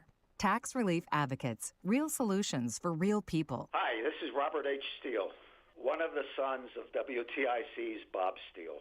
Wishing WTIC a very happy anniversary. Absolutely appropriate. Anyway, I actually saw the, I didn't realize it before. Is that recent Bob Steele Way? I just saw that in Hartford a couple of weeks ago. Bob Steele's Street. He has a street named after him downtown. Yeah, I just saw it recently, and I was just like, oh, that's nice. And I don't even know when it was there. Somebody will tell me. Anyway, dovetailing in the conversation earlier about DCF, there was something interesting that I found in the news today. So imagine we have the Waterbury case with the mom who's had the stepson locked up for 20 years. And then we have Mimi Torres. And even before those cases, we also had like close to 3,000 parents show up railing against any efforts to intervene in homeschooling in the state of Connecticut. And with that, many parents in the homeschooling space felt threatened because they had had enough with school curriculums or whatever was going on. And they had decided that they were going to take matters in their own hands and teach their kids. And that makes sense, as it should. And then these two cases, Waterbury and Farmington, those happen. And Newsweek puts this article out. And the only reason why I'm reading it is because I got to be honest, Newsweek's a national publication online. But they make mention of Connecticut in this article. And I think the article is saying what we all know. I thought we were sticking a fork in homeschooling. I thought we were demonizing homeschooling so effectively, people would stop doing it. But no, Newsweek writes an article that says this: why homeschooling is still on the rise, no matter what their efforts. Because that's the new tactic now. Demonize the opposition. You don't want the state to run the education of your children. The only way that we can stop this is if we go after you. We call you a bunch of MAGA kooks, conservative Christians. What's the new one? Christian nationalist. That's another favorite one of mine. Someone said that to me, actually. They said, you're a Christian nationalist. I'm like, dude, that doesn't exist. That's not a thing. It's a made-up media thing. Like, if you ever want to tell me that you watch too much MSNBC is when you start repeating the made-up phrases that they use. Like, it's a tell. Like, that's how I know that your thoughts aren't original. You keep forgetting. So you've considered yourself so smart by saying, oh, that Reese guy, he just watches Fox News all day. No, I don't. I watch MSNBC, CNN, and what's the other one? News Nation. I watch ABC, CBS, and NBC. I watch all the liberal news, all of them. And I pay attention to what they report and why they report it. And if they're reporting the same thing, I actually videotape what they're reporting and the words that they use to find out who is the person who gave them their marching orders. Because it's all PR. Those folks do not give you the news. They recite it. And then you do the same thing. So when you use the made-up phrases like Christian national, you've already exposed yourself. You're not original. You're a puppet. Just so you know. Why is homeschooling still on the rise? It's simple. You haven't made a case yet for putting the kids back in public school. It is attracting more and more families. Homeschooling is. It is, no matter what. Here's some of the background. Focusing on U.S. families with examples like Connecticut, Newtown near Sandy Hook, of all places, New Fairfield, homeschooling has evolved from niche back in 2019 to a viable alternative, accelerated by the COVID-19 crisis. There's a broader education landscape, according to most families. Public schools face scrutiny over safety, curriculum, rigidity, culture wars. Now, they try to say that it was based on Republican-led restrictions and race and sexuality topics, but guess what? That's not the only thing. It is so far going out of the scope of just being Christian or Catholics or conservatives. Now other families are getting their kids the hell out of Dodge because they want their kids to have a chance. But here's the interesting part about this data. Homeschooling rose from 2.8% of school-age children in 2019 to 5.82% in 2022 and 2023 and 5.92% in 2023 and 2024, nearly doubling pre-pandemic rates. The pandemic sparked a fever pitch surge, but retention is high as families adapt. They say 83% cite school environment, safety. The school environment comes out at 83%. Safety is 72%. Academic dissatisfaction at 50%. Religious instruction are some of the other things. And they also control non-traditional approaches and values misalignment. Even though the outcomes are mixed, I want you to think about this. From 1999 to 2010, it shows that 23% lower attendance rates versus public school peers. Socializations addressed via co-ops and programs, so kids don't have a problem socializing with other kids. Here are some of the motivators. Core drivers are safety, like I said. Sandy Hook. Violence at Sandy Hook played a role in Connecticut. Customization for gifted kids. Because remember, they got rid of those programs in a lot of these schools. Families use co-ops, online tutorials, and hybrid models. Single working parents succeed with community support in a lot of these programs. They do say that 50% of the kids who graduate go to college. I'd say that's comparable, if not better, than the public school model. Without a doubt. But the article is, in essence, supposed to trash homeschooling because they can't believe that it's actually growing in numbers. Many people believe that public schools were actually getting a good rap, but they're not. And when you have the scandals of like Waterbury, you have the scandal of Mimi, and you have those people constantly putting out over and over again, is homeschooling being used for people to abuse their children? Is homeschooling bad? Do we need more oversight for homeschooling? Connecticut has no real oversight on homeschooling. And then the Newsweek article comes out and says, well, why is it still successful? Why is it still growing? Education is continuing to fail. How do you not see that? Do you see? I mean, folks, I don't know what you go online for. I don't know what your algorithm, it shows you when you go online. But just watch one of these videos where the kids are out talking to their peers, asking them questions about what country is Hawaii in? Who won the Civil War? And you have kids say Spain. I mean, I'm serious. Go watch some of these videos and you ask yourself, boy, I don't even know if those kids could have survived homeschooling, if that would have saved them. Many of you are saying, I don't think their parents schooling them would have helped. You're probably right. I know, I digress. You're probably right. Their only salvation may be public school. They were screwed from the start. What am I talking about? I've seen their parents too. I have. I would never allow those.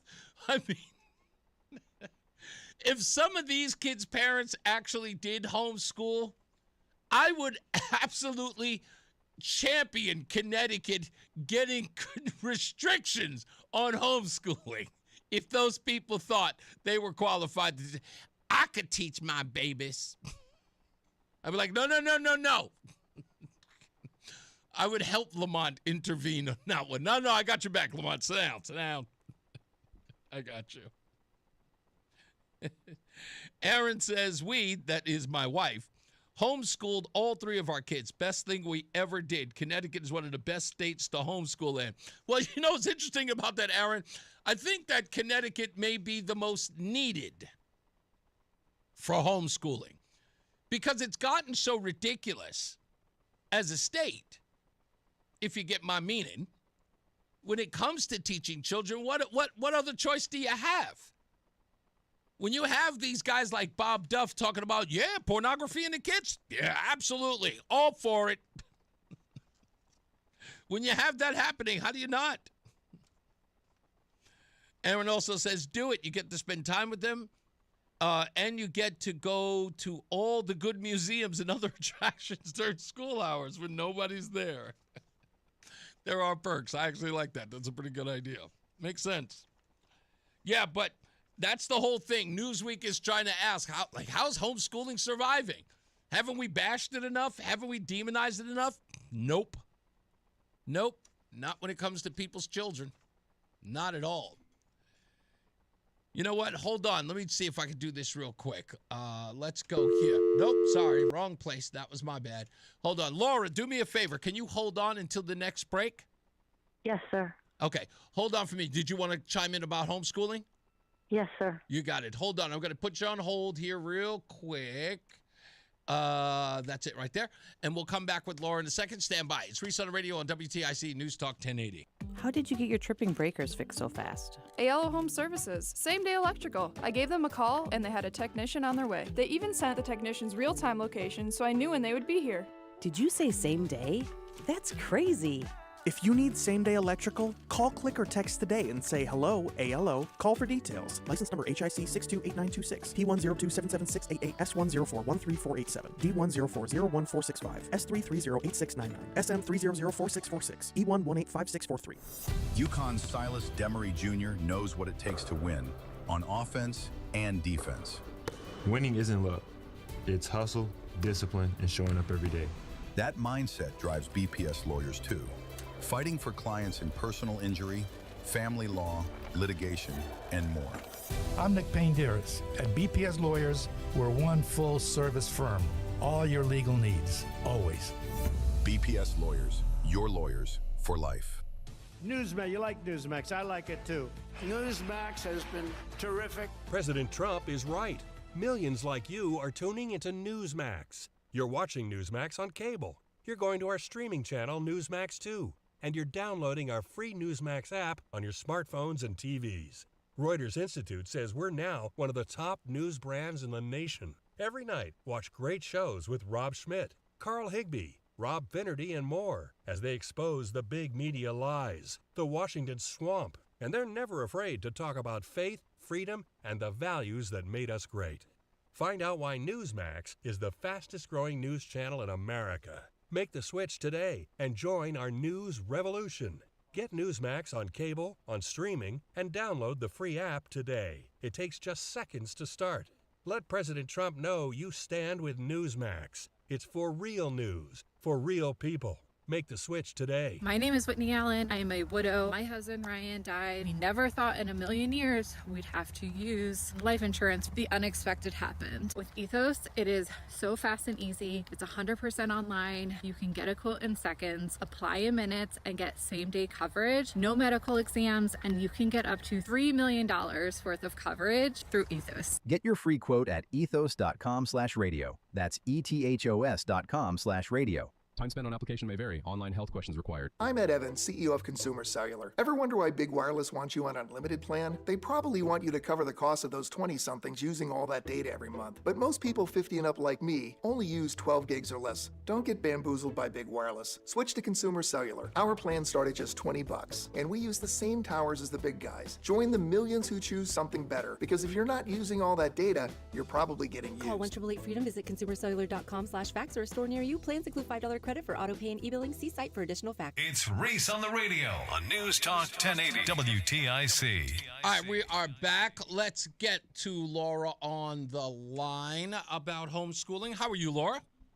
I'm well. I just came to give a kudos to homeschooling. I homeschooled my children. How many? I have 6 children. Holy moly, you have a classroom. Yes, I think so. Anyway, I homeschooled all of my children from beginning to end. Okay. And they all launched very successfully. I had 4 college graduates. Wow. And I have 2 who are serving in the U.S. military right now. So it was a very good plan for my kids and my family. Can I ask, what year did you begin homeschooling on the oldest child, and what year did that begin? And then tell me why you chose it. We started homeschooling in 1996 when Wow. it was still kind of like weird. Yeah. And I homeschooled because I wanted to shape the life of my children. I wanted to shape their character and their ability to, love life, enjoy life, love their family, develop good Christian values. And I just felt that if you send them off to public school for hours and hours, the days at public school have gotten longer and longer, someone else was shaping their values. Right. And there's a lot of deprogramming that you got to do. And then and then as I had more children at schooling at the same time, it became more of a cooperative effort. And, I was learning great things right alongside of them. Okay. And we were flexing all the time to what was fun, what was, enjoyable to learn. I really wanted my kids to love learning. Right. And So- they love to learn. So you're talking 1996, and it's interesting you said that when it was weird, because I remember the first time I'd ever met anyone who had been homeschooled, and it was like in the early 2000s. And the first thing that ran through my mind was, how did you learn to socialize? And this was a single child. And I was like, how'd you learn to socialize with other kids? And I was like, I socialized. It's just like, I'm talking to you. I'm like, yeah, well, I guess that makes sense. But my kids were involved in other activities. Right. And they also were socialized by me. I taught them how to interact with other people. They were kind, and they were courteous and respectful and engaging. They were contributors to the environments that they were in. So that was taught by our family values as well. So. It's so interesting because I will tell you, so I had my first child ever. It was my only child. All the rest of my children are stepchildren. But I had my only son and my only child ever in 1992. And I will admit, if I would have been in his life, or if I would have been with his mother for most of his life, I would have been a homeschooler. And I'll tell you why.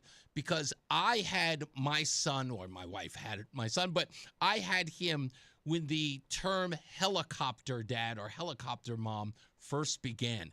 And I fit that description to a T. When he first got home from the hospital, I slept on the floor by his bassinet with a pocket mirror, and I would put it under his nose every half hour just to make sure he were alive, and I never changed ever since. So I would have been perfect for homeschooling, because I get it. It's sort of like, you want to shape the life in the future of that child, and you may not get that or a chance to unindoctrinate them in the school system, right? Right. It is a great way to build a great family, because you're all working at growing together. And, versus in the public school system, every child is segregated. Every child is told they are the most important. And so I also did activities that we could all do together. They could do together, so that I wasn't driving all over the place with them. My husband worked a lot of hours and worked shift work. So it was really me on deck most of the time. But Laura, I just want to say to you, Laura, thank you so much for calling in and sharing your experience with me. Please call back, because I'm sure we're going to talk about this much more in the future, and I want your perspective, okay? Thank you for allowing me to share. My pleasure, my pleasure. Let's get a first check of our weather and traffic. Mark Christopher, he's in the BPS Traffic Center. How are we doing, sir? All right, Reese, thank you very much. Well, we have an accident involving a tractor-trailer. It's 91 southbound right at exit 34 in Hartford. So right now, the right lane's blocked there. You've got delays pushing back toward exit 37 behind that. On the northbound side of 91, that's moving well. Cromwell through downtown up into Windsor. Westbound 84 tied up approaching the Bulkley Bridge out to 45 Flatbush Avenue. Eastbound 84, some tight traffic. 44 Prospect Oakwood down into the tunnel. 2 westbound slowing. 1D up to the 84 West merge. If you are traveling 9 northbound in Cromwell, we've got some road work going on right now between exits 29 and 30. And that's blocking the left lane there, so look for delays there. Also heading into Waterbury, 84 eastbound, you're going to see delays from exit 25. We have an accident in Cheshire between 26 and 27. The right lane's blocked there, so the delay behind that into downtown Waterbury. This traffic report is being brought to you by Columbia Implant Center in Manchester. Stuck in traffic again. Don't waste another minute. Columbia Implant Center in Manchester gets you in and out fast, often in just one day. Open 7 days a week. Get your smile back now. Columbia Implant Center, ColumbiaImplantCenter.com. Traffic and weather together on the 8's WTIC News Talk 1080. WTIC weather. The remainder of this afternoon, clouds, sun, and a few showers. It'll be breezy with a high of 48. Patchy cloudiness tonight and breezy low 34. Then a breezy morning tomorrow. Otherwise, we'll see some sunshine around and a high of 48. Clear to partly cloudy tomorrow night, low 29. Then increasing cloudiness on Saturday with a high of 44. This is meteorologist Scott Homan in the WTIC Weather Center. There's a lot happening in Washington and in your local neighborhood. Follow WTIC News Talk 1080 on the Odyssey app to keep up with the latest. WTIC is celebrating 100 years on the air and 100 years of serving Connecticut. This is WTIC and WTIC FM HD2 Hartford, an Odyssey station. It's 4 p.m. This is WTIC. I'm David Shapiro. It's windy and a little colder this hour with 44 degrees in Hartford. And also lower this hour is the stock market. Going into the close, the Dow Jones Industrial Average was down 1 2/3%, and the NASDAQ was down 2 1/3%. And looking at other news, in their special session, state senators in Connecticut have now approved the governor's $500 million relief fund to cover federal programs subject to the Trump administration cuts. WTIC's Dave Mager reports. Some Republicans, like Senate Minority Leader Stephen Harding, say there's now more certainty about federal funding, so there's no reason for the new $500 million state fund. The shutdown is now over, and there's $500 million is still going into the hands of Governor Lamont to operate as he sees fit. But Democrats, including Senate Majority Leader Bob Duff, say the federal funding shortfall reaches way beyond the shutdown. He says the president's big budget bill signed over the summer leaves many programs short, forcing the state to step in. To be able to take care of our residents when it comes to food, heating assistance, health care, education, and the list goes on. The relief fund passed the Senate with some Republican support, 27-8. Dave Mager, WTIC 1080 News. Music to the ears of air traffic controllers who worked without getting paid during the shutdown. We are going to be handing out bonus checks of $10,000 to TSOs, to agents who work for TSA who served with exemplary service. Homeland Security Secretary Kristi Noem says the 10 Gs are only for those controllers who never called in sick during the shutdown. A state trooper has been arrested following what's described as a domestic incident. State police say Trooper Edward Joshua Gukin was the primary aggressor in the incident, which also involved a woman this morning inside a home in Griswold, they say. Everyone's reported safe after the Woodstock Middle School was placed into lockdown. Without providing any details, state police say they were investigating a suspicious incident. The seas off South America become deadlier. The Pentagon announced a little earlier today that now at least the 21st boat has been struck as those operations, as you see here, continue. CBS's Ed O'Keefe says President Trump has huddled with his advisors. He was briefed by the Secretary of War, Pete Hegseth, Chairman of the Joint Chiefs of Staff, Dan Kane, and other senior officials on Wednesday. Potential strikes include strikes on land. This meeting came as the USS Gerald Ford and other naval assets have been moving into that region. And as we know now, Venezuela's entire military is on high alert. CBS's Jason Brooks says home sales are down. Redfin reports that pending home sales dipped during the 4-week period ending November 9th, the first decline in over 4 months. Despite the sales decline, sale prices increased on average by 2.4% to nearly $394,000, and that was the largest increase in 6 months. Bidding wars have steadily declined over the past year, but more than 98% of homes sold for the asking price. Pennsylvania Senator John Fetterman has been hospitalized out of what's called an abundance of caution after he fell and hit his face during a morning walk. Well, talk about falling flat on your face. It wasn't Humpty Dumpty, but Russia's new AI-powered humanoid robot that took a great fall during its debut. A-Doll, its nickname, stepped onto a stage in Moscow to the Rocky theme, took several clunky steps and waved before face planting. After a moment of silence, an audience member says organizers rushed to pick the creature up and drag it away. So far, no comment from the robot's creator. One social media user surmises A-Doll probably runs on vodka. Deborah Rodriguez, CBS News for WTIC News Talk 1080. Breezy conditions will continue behind the front that moved through a day or so ago, and looks like we'll see a few showers also the rest of this afternoon. There'll be clouds mixing with some sunshine and highs around 48 degrees. High pressure starts to build in as we head through the nighttime hour. It'll be breezy with patchy cloudiness tonight. Lows down to 34. And then the chilly weather remains with us through the start of the weekend. High pressure remains in control once again tomorrow. Breezy in the morning. Otherwise, we'll see a mixture of clouds and sunshine. Highs about 48 degrees. And as we head into tomorrow night, clear to partly cloudy skies. Lows all the way down to 29, so a cold night overall. Then to start the weekend, clouds will be on the increase as the next storm system starts to arrive from the west with a high of 44 degrees.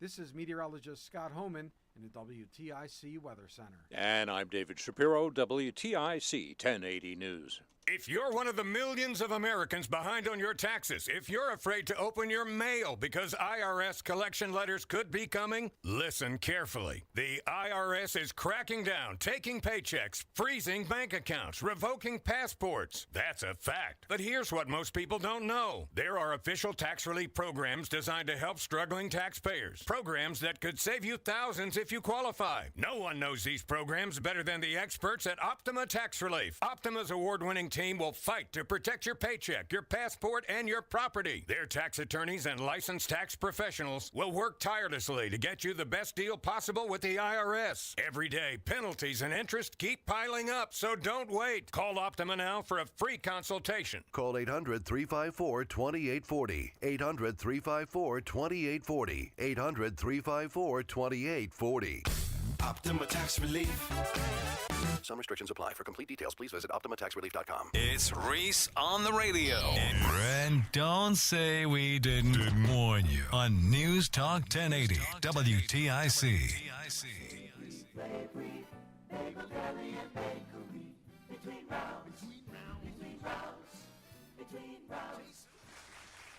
Sometimes you hear a name and you know that person was born in the 80s. Congratulations to Devin V. of Enfield. Nobody older than me is ever named Devin.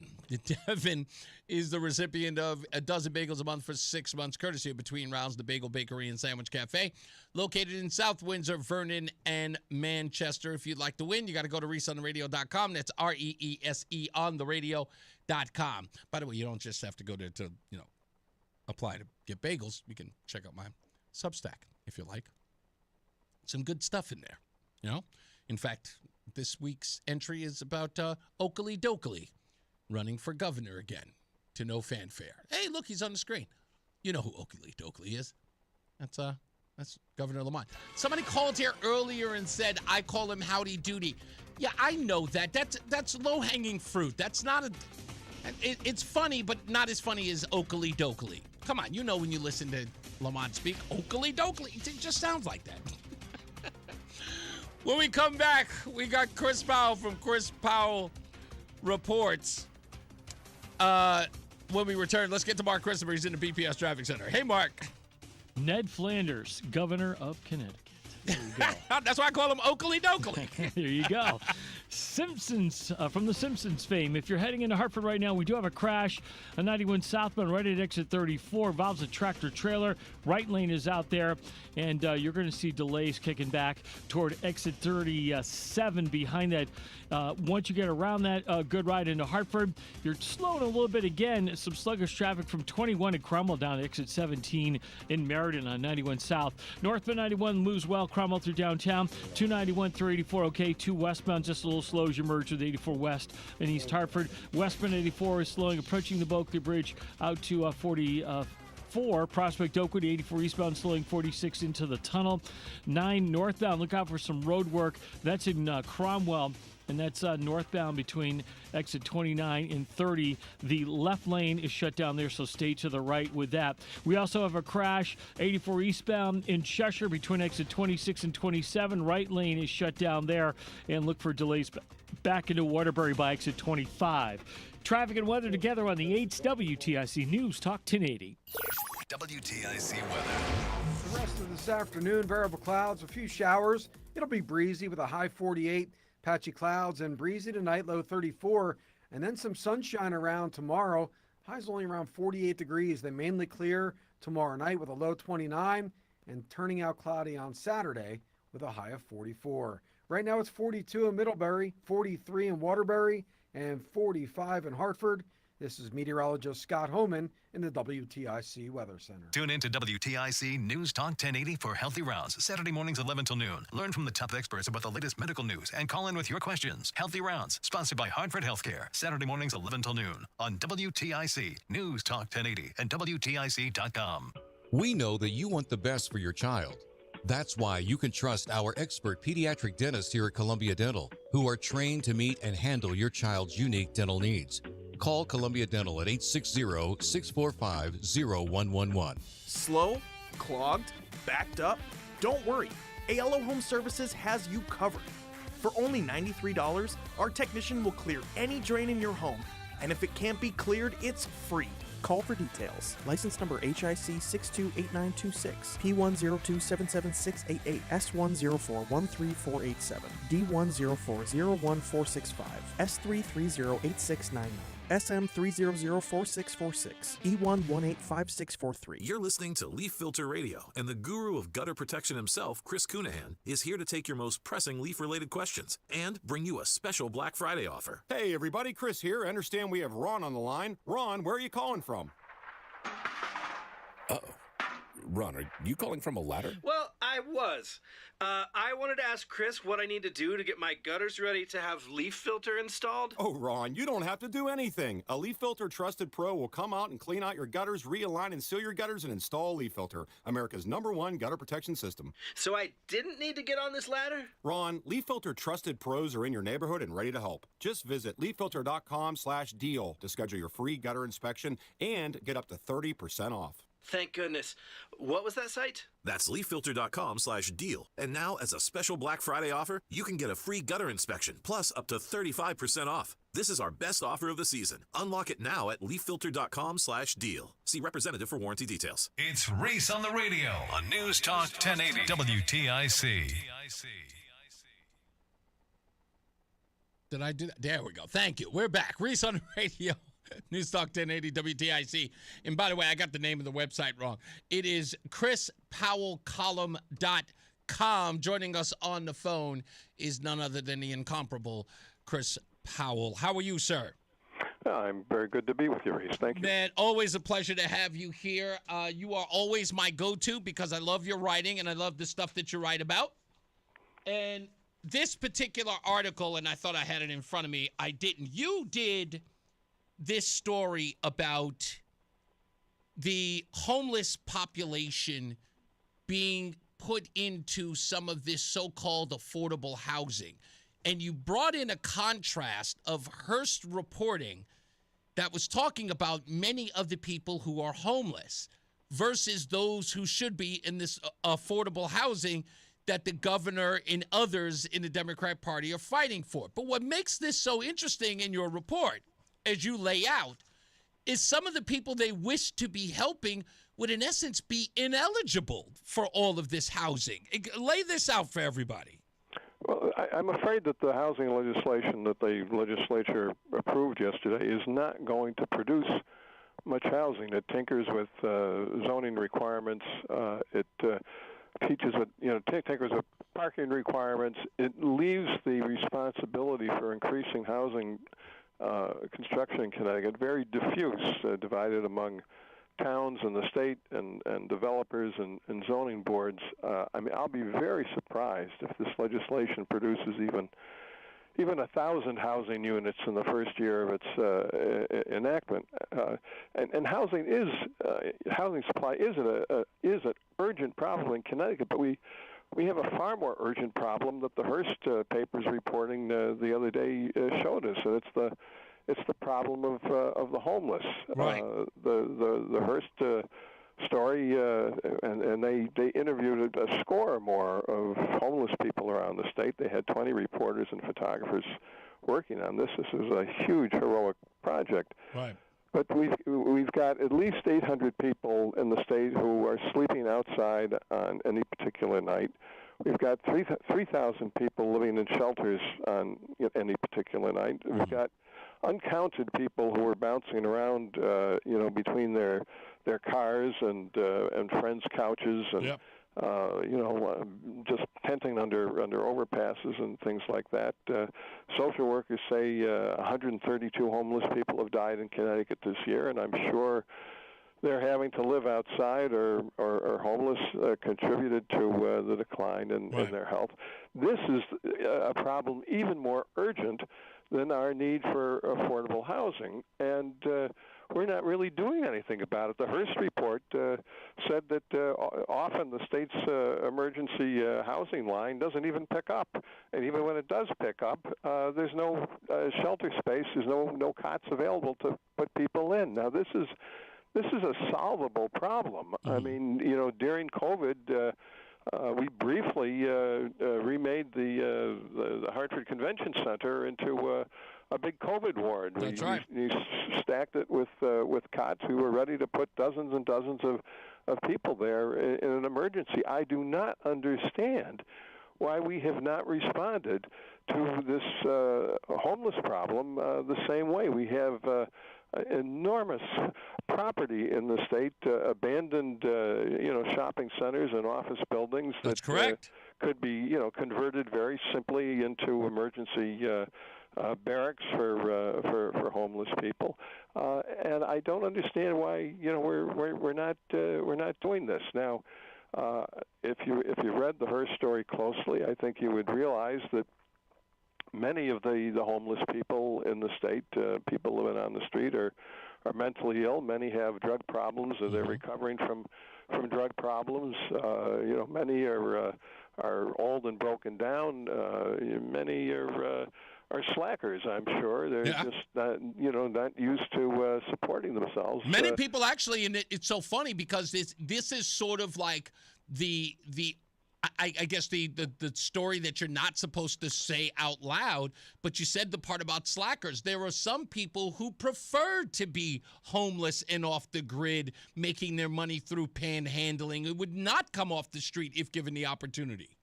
Yeah, well, I'd still, risk classifying them as mentally ill. And many of these people are just generally incompetent in life. I mean, they belong in a supervised environment.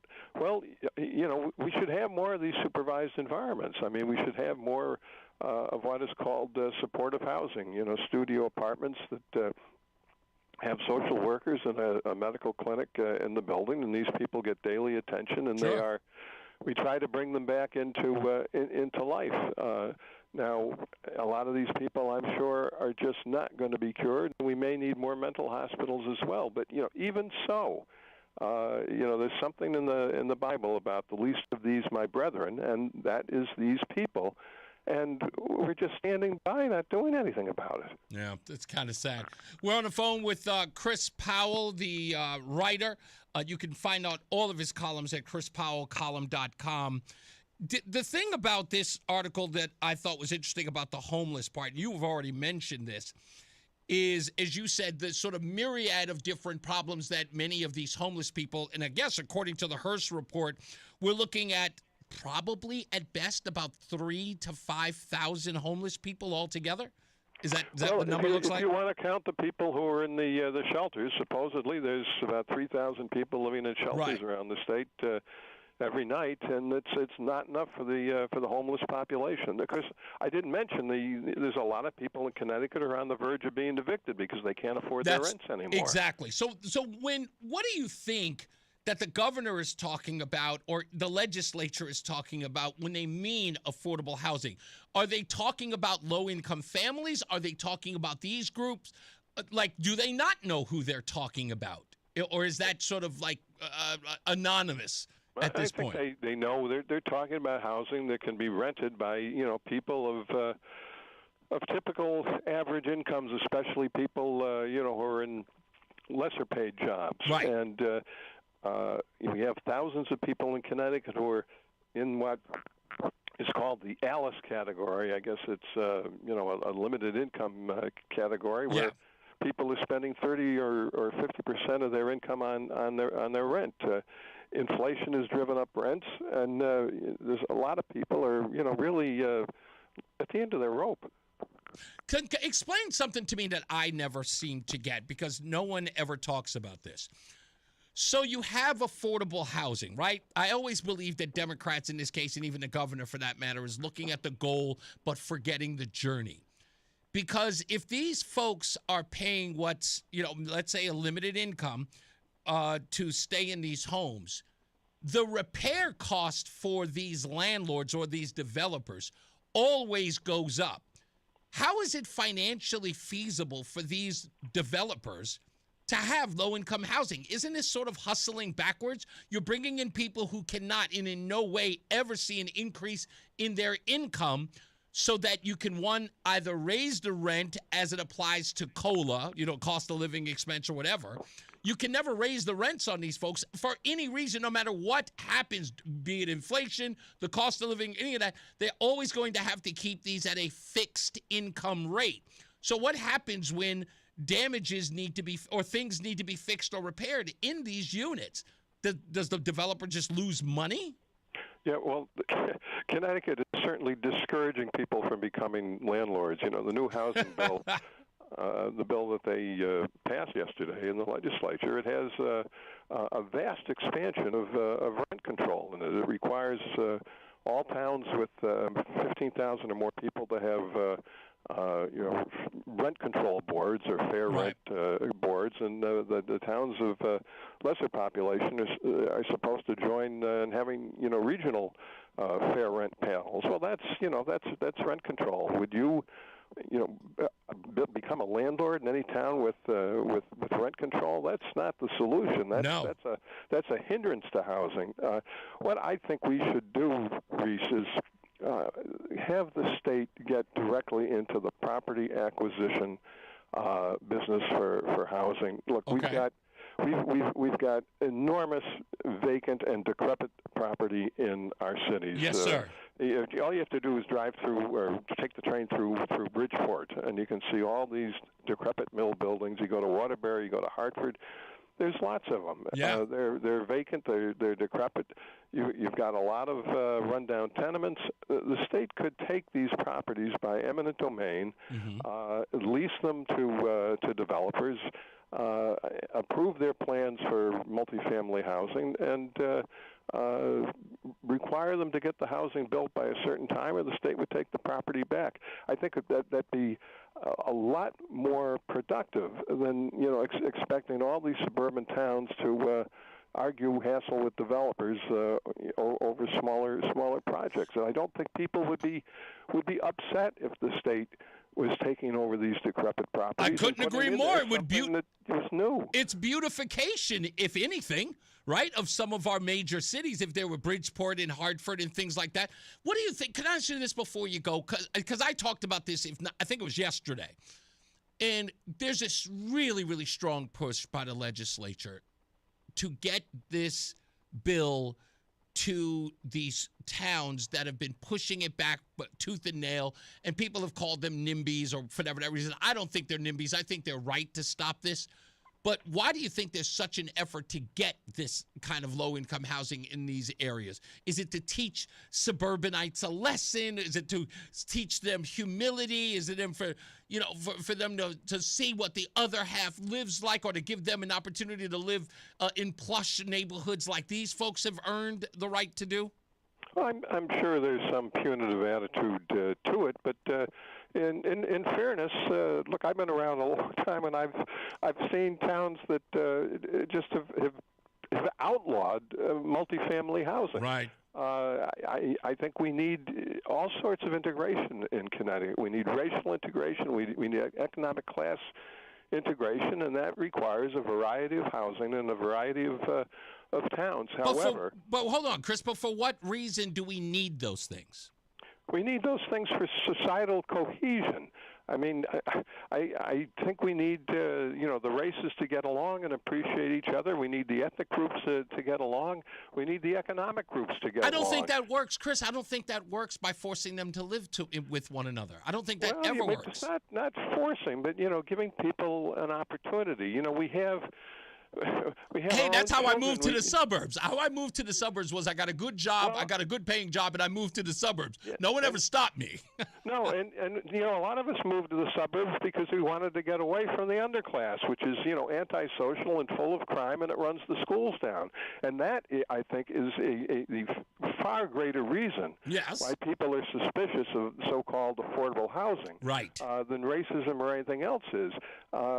We manufacture poverty in our cities in a number of ways: welfare policy, education policy, and anybody who wants to be middle class wants to get away from it, and they don't want the cities following them into the suburbs. And don't they have but with all due respect, listen, I even say that for the kids who used to live in the inner cities, whose parents worked really hard, got good paying jobs, and moved to the suburbs. Look, I believe as a society, we must have that sort of, that difference, right? We need to have the slum. I just had a discussion with somebody in Buffalo when I was filling in there, and the guy said, look, all of us need our struggles to build character. I don't think that we should eliminate people's struggles and just start putting them in affluent neighborhoods because we need racial cohesion. That's nonsense to me. Well, yes, and that's welfare, and welfare is very demoralizing. Indeed. You find all these people, single women with 5 or 6 kids, no job skills, no husbands, and they're expecting to live off the state. Food stamps, rent subsidies, Medicaid. Who gave them the idea that you're not supposed to support your own kids? Exactly. Welfare is demoralizing. And that's the whole reason why I'm saying that. With all of that, and with the people who are in those positions, I don't want to reward them with nice neighborhoods. With all due respect, I'm just saying we've already given them all the tax dollars in the world. Now we're going to give them nice neighborhoods to boot, and haven't earned it. One of the biggest problems we have in our society is there isn't enough sweat equity in our country, and even in this state, is that people who've moved to those communities, as much as people try to say, oh, those people, were bought into or were raised into that kind of wealth. That's not true for a lot of families. A lot of people earned their right to live in those peaceful communities because they worked hard and bought a home and moved there. I don't think that anybody should skip the line and get there for free or have it subsidized. I respect them too, but we got to keep in mind that inflation is just destroying the lower class and the middle class in this country. We need to bring down the cost of living. Not everybody, who can't afford his apartment is a welfare slob. Fair. And again, I don't blanket any one of them, but I just say I agree with the communities that say, look, man, I worked hard to move into this community, and just because people want either cohesion or, as you put it, punitively wish to put people in those communities so that they can understand what the underclass is like, I think that's a joke, and I think they only harm themselves with their constituents when they do it. So I think we understand very well what the underclass is like, and that's why we don't want to be part of it. Yes, exactly. We don't need a refresher. Who in Connecticut is going to elevate the underclass? Who is going to examine the welfare system? I'm going to nominate the underclass. I'm going to nominate the underclass to get the underclass out of that position. And the reason why is because I believe in self-reliance. And maybe that's unfair, but maybe people think that I should be more compassionate about that, but I am compassionate. I'm compassionate in the sense of I think that we can all do it, but that's it. State government is giving poor people a lot of bad incentives. Yeah, and that has to change. Absolutely. Chris Powell of ChrisPowellColumn.com. Check him out. Thank you so much, sir. I appreciate you.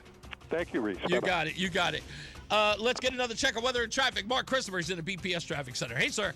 All right, Reese, thank you very much. Well, if you're heading into Hartford right now, we're still dealing with this tractor-trailer problem. It's southbound 91, right lane blocked right at exit 34 in Hartford. So you've got delays pushing back to exit 37, Bloomfield Avenue behind that.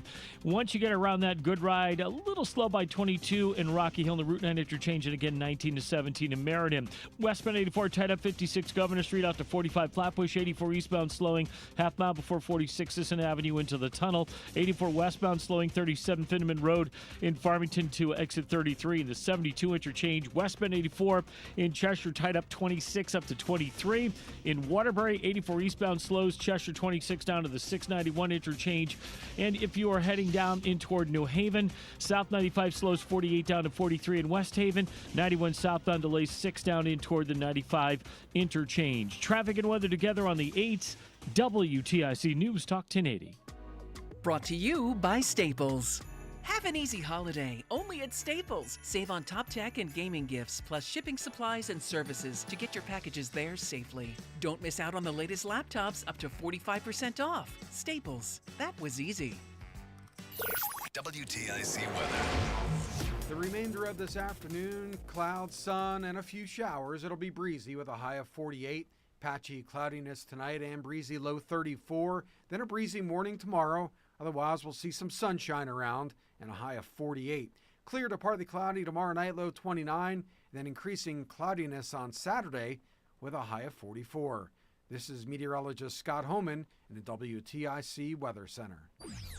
And now, a WTIC news update. WTIC News Time coming up on 4:30. In their special session, the state Senate has approved the governor's $500 million relief fund to cover federal programs subject to Trump administration cuts. And Governor Lamont announces that the state is adding up to 1,000 new spaces in its early childhood education program. Also speaking at a news conference in Hartford along with the governor, parent Tricia Hamlin. Expanding access will help families like mine and all Connecticut families find stability, opportunity, and peace of mind. Governor Lamont says the state is increasing provider payments for the program by 8%. A Florida drunk driving charge has prompted a school district meeting in Middletown to weigh the future of Superintendent Alberto Vasquez Matos. Channel 3 says Matos is also accused of possessing more than one valid driver's license. And a sad announcement from the Connecticut State Police. Rosso, a retired state police dog, has died following an undisclosed medical diagnosis. Rosso's handler, Trooper Alan Pelletier, was fatally hit by a car last year. Time now for the weather. Breezy conditions will continue behind the front that moved through a day or so ago, and looks like we'll see a few showers also the rest of this afternoon. There'll be clouds mixing with some sunshine and highs around 48 degrees. High pressure starts to build in as we head through the nighttime hour. It'll be breezy with patchy cloudiness tonight. Lows down to 34, and then the chilly weather remains with us through the start of the weekend. High pressure remains in control once again tomorrow. Breezy in the morning. Otherwise, we'll see a mixture of clouds and sunshine.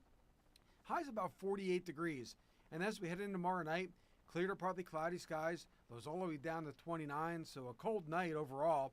Then to start the weekend, clouds will be on the increase as the next storm system starts to arrive from the west with a high of 44 degrees. This is meteorologist Scott Homan in the WTIC Weather Center. And I'm David Shapiro, WTIC 1080 News.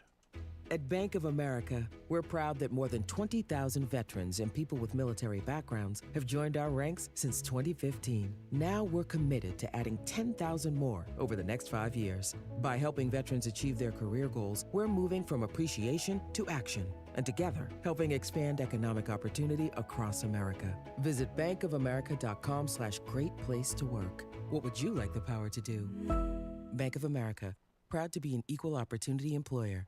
Coverage varies by plan. View contracts and exclusions at endurancewarranty.com. If you have a 2004 or newer vehicle that's out of warranty or about to be, Endurance is urgently notifying U.S. drivers about their low-cost vehicle coverage plan designed to save drivers thousands on rising vehicle repair costs. Those who qualify can pick their plan, coverage, and repair shop. Roadside service, towing, and rental cars included. All covered repairs get paid directly to the repair shop for you. Call now for your free quote. Call 800-458-1375. That's 800-458-1375. Hey, I'm Mike Slater. My dad passed away at the age of 63. It's out of nowhere. Had a stroke. Super hard, obviously, for the whole family, but my dad had life insurance.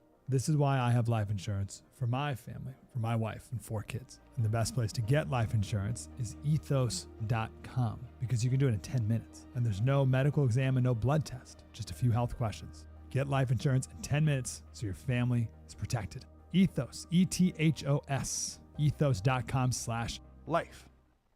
Nobody had to tell your grandparents not to drive while using their typewriters. Why should it be any different for us kids and our cell phones? Distracted driving was the cause of more than 3,000 deaths in 2022. Come on, we're smarter than this. Let's put down the phones and focus on the roads. Drive safe, everybody. Don't drive distracted. A message brought to you by the National Highway Traffic Safety Administration, Project Yellow Light, and the Ad Council. Stay locked in. Reese on the Radio is on WTIC News Talk 1080. I'm almost compelled not to accept a friend request from this individual. He appears to be a Miami Dolphins fan. I'm just kidding, Jim. I gotcha. I took care of it. I did. And anyway, so Chris Powell was great. But, you know, it was so interesting that he said that we needed to help those in need because of inflation in those inner cities. And I'm like, look, some people want to stay in the inner city. Don't trust me when I tell you. Some of them would not leave if given the opportunity. They love their hood. It's representing. You know the deal. Roland, tell me I'm wrong. Tell me I'm wrong. Some of these people are representing. They ain't coming out of the hood. Some people, some people live and die by the hood, don't they? Yeah, I don't think he's talking about them, though.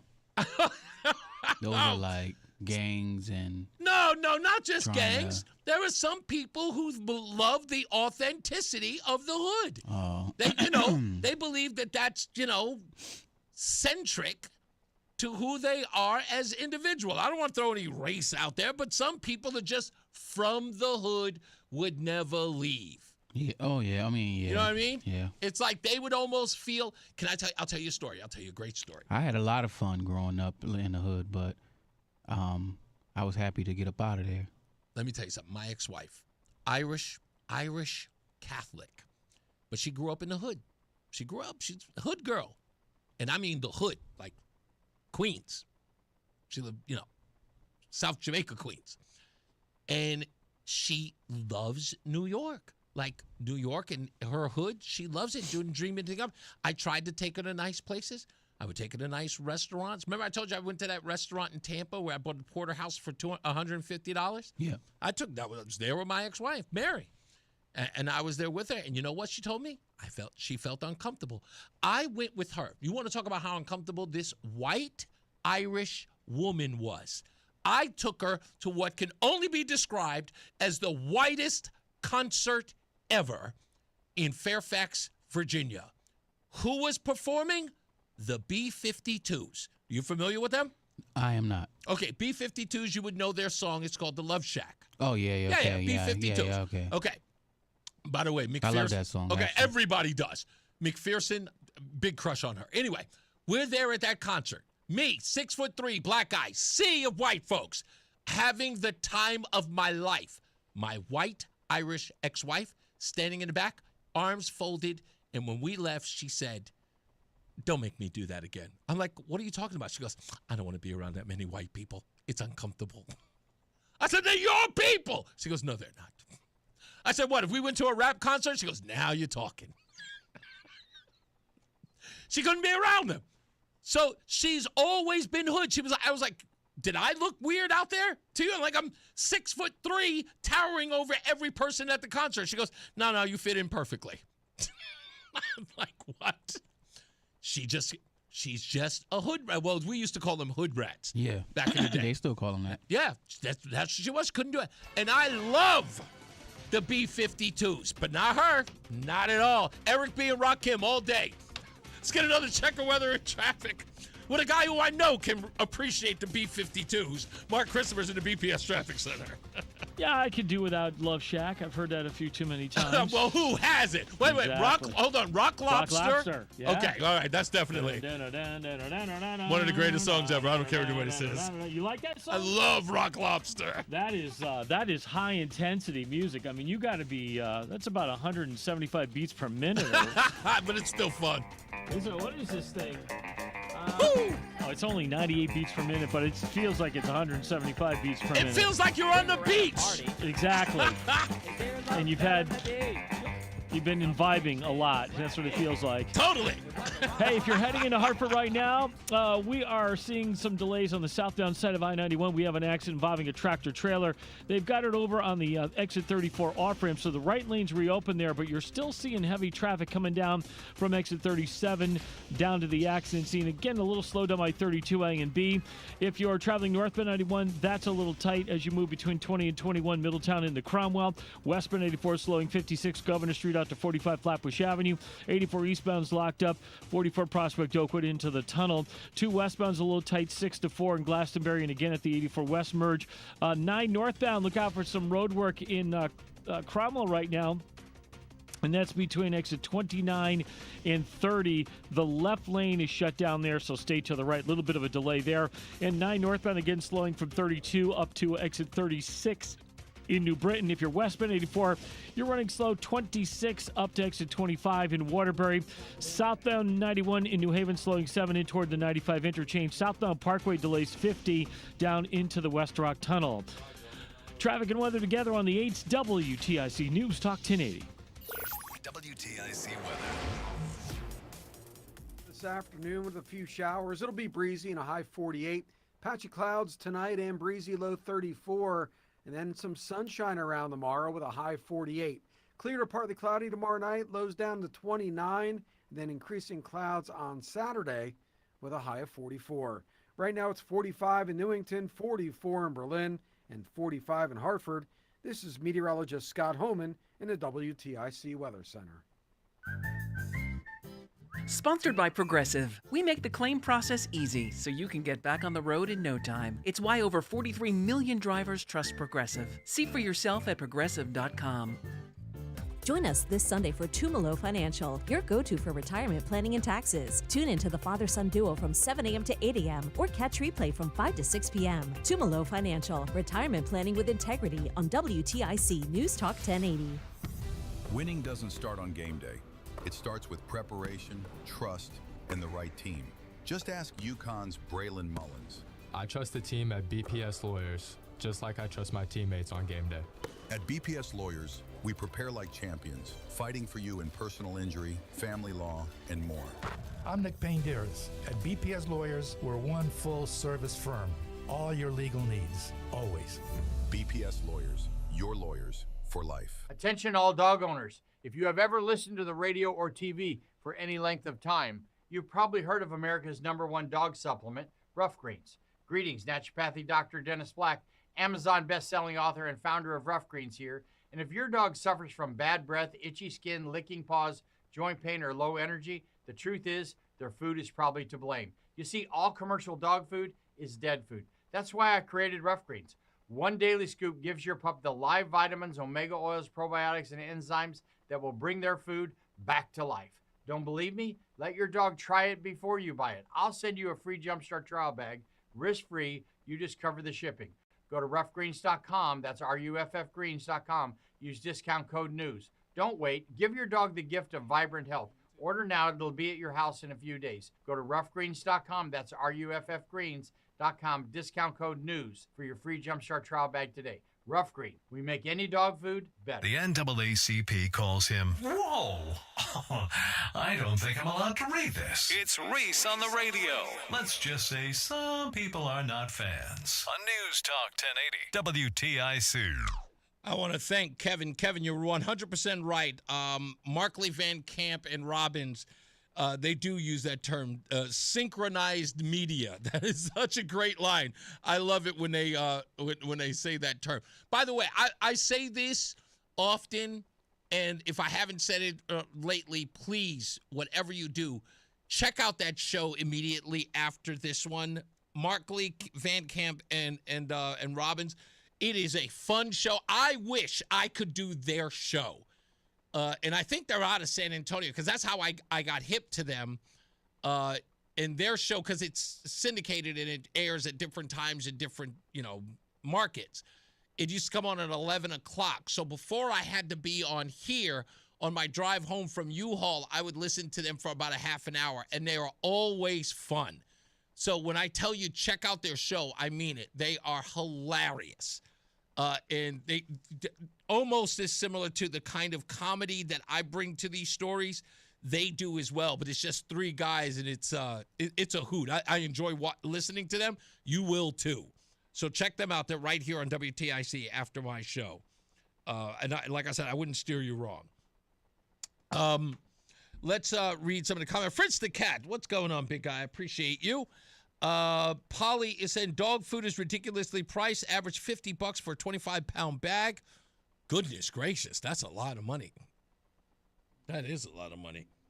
I had a story here that dovetails from my conversation with Chris Powell.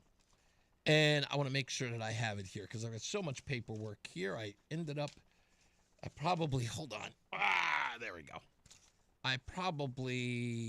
Yes. Okay, so it's this story here and this here. That's not it. Yes. Okay. So there's a story here that is leading me to believe that the housing crisis is a joke. This so-called affordable housing thing, I think it's a lie. Because as Chris Powell just said, there are a lot of housing units that you could just revamp. You could spend the money and just people could live there. But somebody sent this to me, and forgive me for forgetting who it was. Oh, it was probably Stevie V who sent this to me.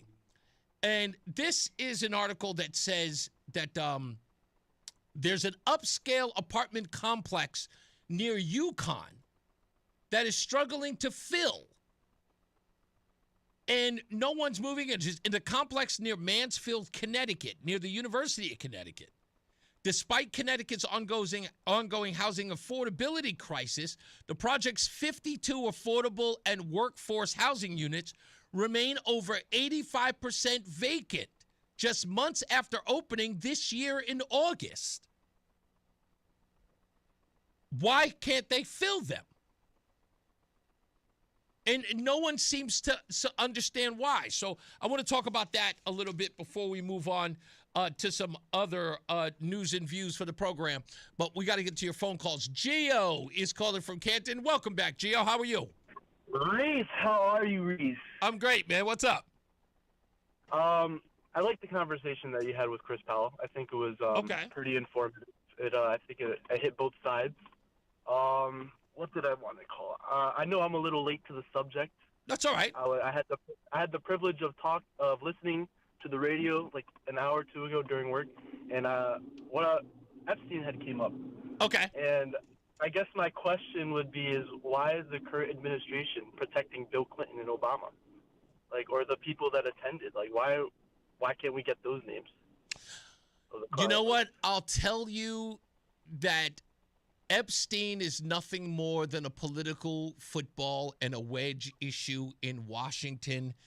And when you have a news media that needs to sort of be a thorn in the side of this administration that it doesn't like and actually wants to trip it up, they can selectively go after the story in the way that they do.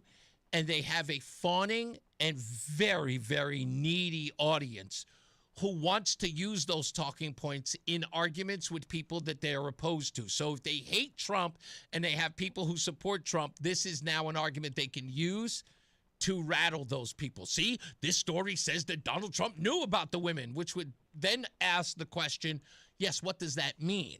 Right? So Bill Clinton knew about the girl. What does that mean? No one wants to ask that question. They only want political points. So, and it doesn't, and you know what the other argument is? I'll tell you what the other argument is, and this was said on CNN on Abby Phillips' show. Abby Phillips' show. The argument was when someone brought up Bill Clinton in the past, the first thing that came out of their mouth was, well, Bill Clinton's not the president anymore, which again goes to the exact point. Why are they not, valuable in this sort of information gathering? Is because there is no political end to use against Bill Clinton or Barack Obama.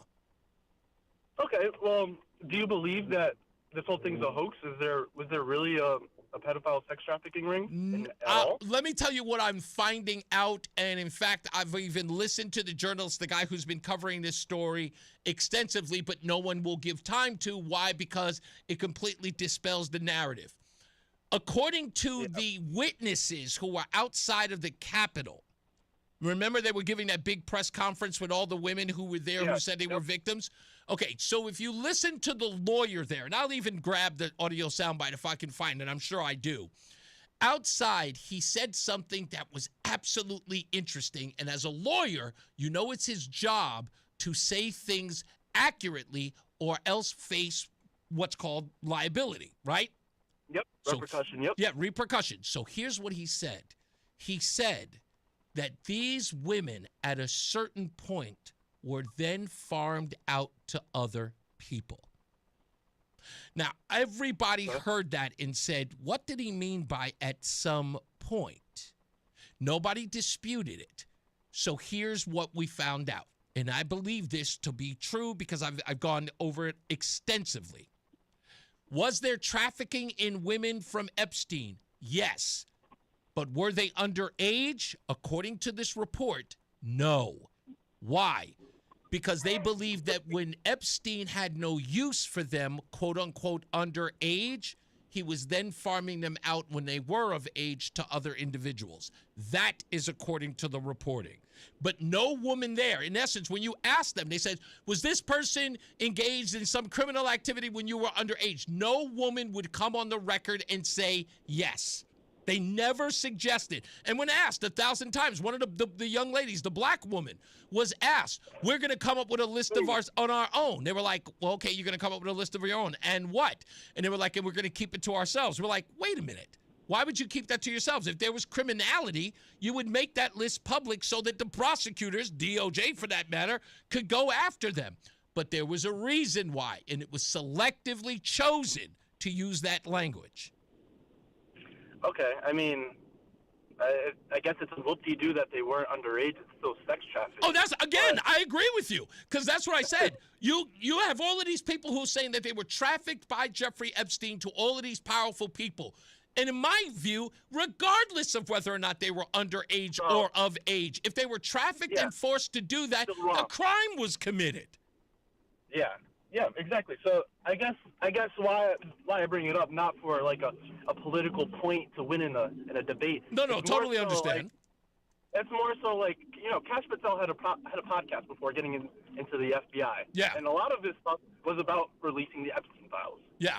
And now we're saying that it's a hoax and that there's specific reasons why we can't release it. I think even like when I was listening to Eric Erickson, I feel like he flipped the switch when he was bringing it up. I don't know. It's like to be honest with you, I'm with you on this one, Gio, for this reason. My question to you is this: what do you believe the Epstein files? And I'm going to phrase this the right way because I'm going to screw it up if I don't. So let me ask you this: do you believe that the Epstein files in question have a list of names of individuals and what crimes they committed? I wouldn't say it's more so a list. We could use like the bombshell of emails, for example. I'm sure there are emails with other accomplices in this act. Right. But the emails should suggest wrongdoing. Hold on. Should the emails suggest wrongdoing, or should we suggest wrongdoing because there were email exchanges? I suspect wrongdoing because of the email exchanges. Okay, so in that sense, the details of said exchanges, right? Yeah, I mean, I would use them as pieces of evidence. Correct. You don't just talk about that for no reason. Right. You don't just. So if you know that the Epstein files are going to have a list of people that Epstein was, because many people, when you ask them, what do you mean the Epstein list? Everybody says, well, the list of people that were engaged in criminal activity. I'm like, so you think that Epstein made a list of people that said John Doe had sex with Jane Doe? Is that what you think that the list entails? And they go, yes, doesn't it? I think there's some truth to it. I feel like if it's kind of similar to like a RICO charge, we have compiling evidence to form this list. It's not a list curated specifically by Epstein or maybe his accomplices. Right. But I mean, I feel like we've been investigating this for a while. It just hasn't been released. Right, So, and I think in essence, it could be a list. But see, what I think is that the reason why the list hasn't been, if you know that people are leaking, like this email thing that came out yesterday, Donald Trump knew about the girls. It's now being suggested in the news media that Donald Trump has done something untoward, right? Because he knew about the girls, which now means Donald Trump engaged in criminal activity. If you know that and you're going to put out a list, that means if a name pops up that turns out to be a big name, all of a sudden, because that person's on the list, that guy engaged in criminal activity and you smeared him without any evidence of it, just because his name is there. I mean, if your name is associated with Epstein, that's a big red flag to begin with. That is so in that case, Bill Clinton right now should be arrested. Yes, no, I totally agree. Obama, if his name is in there, get him. Like all these people. Only because his name's on a wait. Leaders, but wait. Should his name be? But Gio, hold on. Should his name be on a list, or should his name be on a list listing the things that he's done? Is name on the list enough? I think yes. I think his name shouldn't be on the list if you weren't implicated with Epstein. Because Reese, if my name were on the Epstein list, right, would you suspect that I was not doing something fishy? Look, no. My suspicion of you doing something should not be tantamount to you being hauled off by the DOJ. That's all it is. That's what I'm saying. Explain that. What I'm saying to you is that what you're suggesting here is, if you really think about it, Gio, what you're suggesting here is, if your name is associated with Jeffrey Epstein by just association alone, you are associated with criminal activity, and therefore you should be hauled in by the DOJ. What I'm saying to you is that no one has been able to define the Epstein list with any specificity. What do you mean Epstein list? A list of what? A list of bribes? A list of... Nobody knows it. They just call it the Epstein list because it's meant to be generalized so that you can make up... Term. I mean... Go ahead, don't listen. I mean, you could say the Epstein list can include the bribery amounts that were used to... Correct. But you see how you're inventing it as you go along? Do you understand that? That's what you're doing right now. I used your term. You said the Epstein list was like a blanket term that people just throw around, right? Right. But in reality, it holds truth to it, right? Because the Epstein list could refer to the bribery, like you had said. Never use the word... Now, you should know better than that, Gio. Never use the word truth in absence of. You don't know what the truth is. You just know that there's an alleged list. But we have evidence, though. What's the evidence that we have? So we're saying we don't have evidence? Was this whole thing a hoax? No. We don't have evidence of who is implicated, and we don't have evidence of them committing any crimes. All we know is that there's a list. Well, tell me how there is. Prove me otherwise. I don't know. I mean, I was using Pam Bondi's words. I was using... I'm so upset about the Pam Bondi saying. She's saying there are hundreds of videotapes, but you never ever once heard her say actor so-and-so or actress so-and-so. You never heard her say that. She just said there were hundreds of videos. They could all just be Epstein and Ghislaine Maxwell. Well, she also had the list waiting on her desk or on her desk. Her words, 100%. I stand by everything that woman said.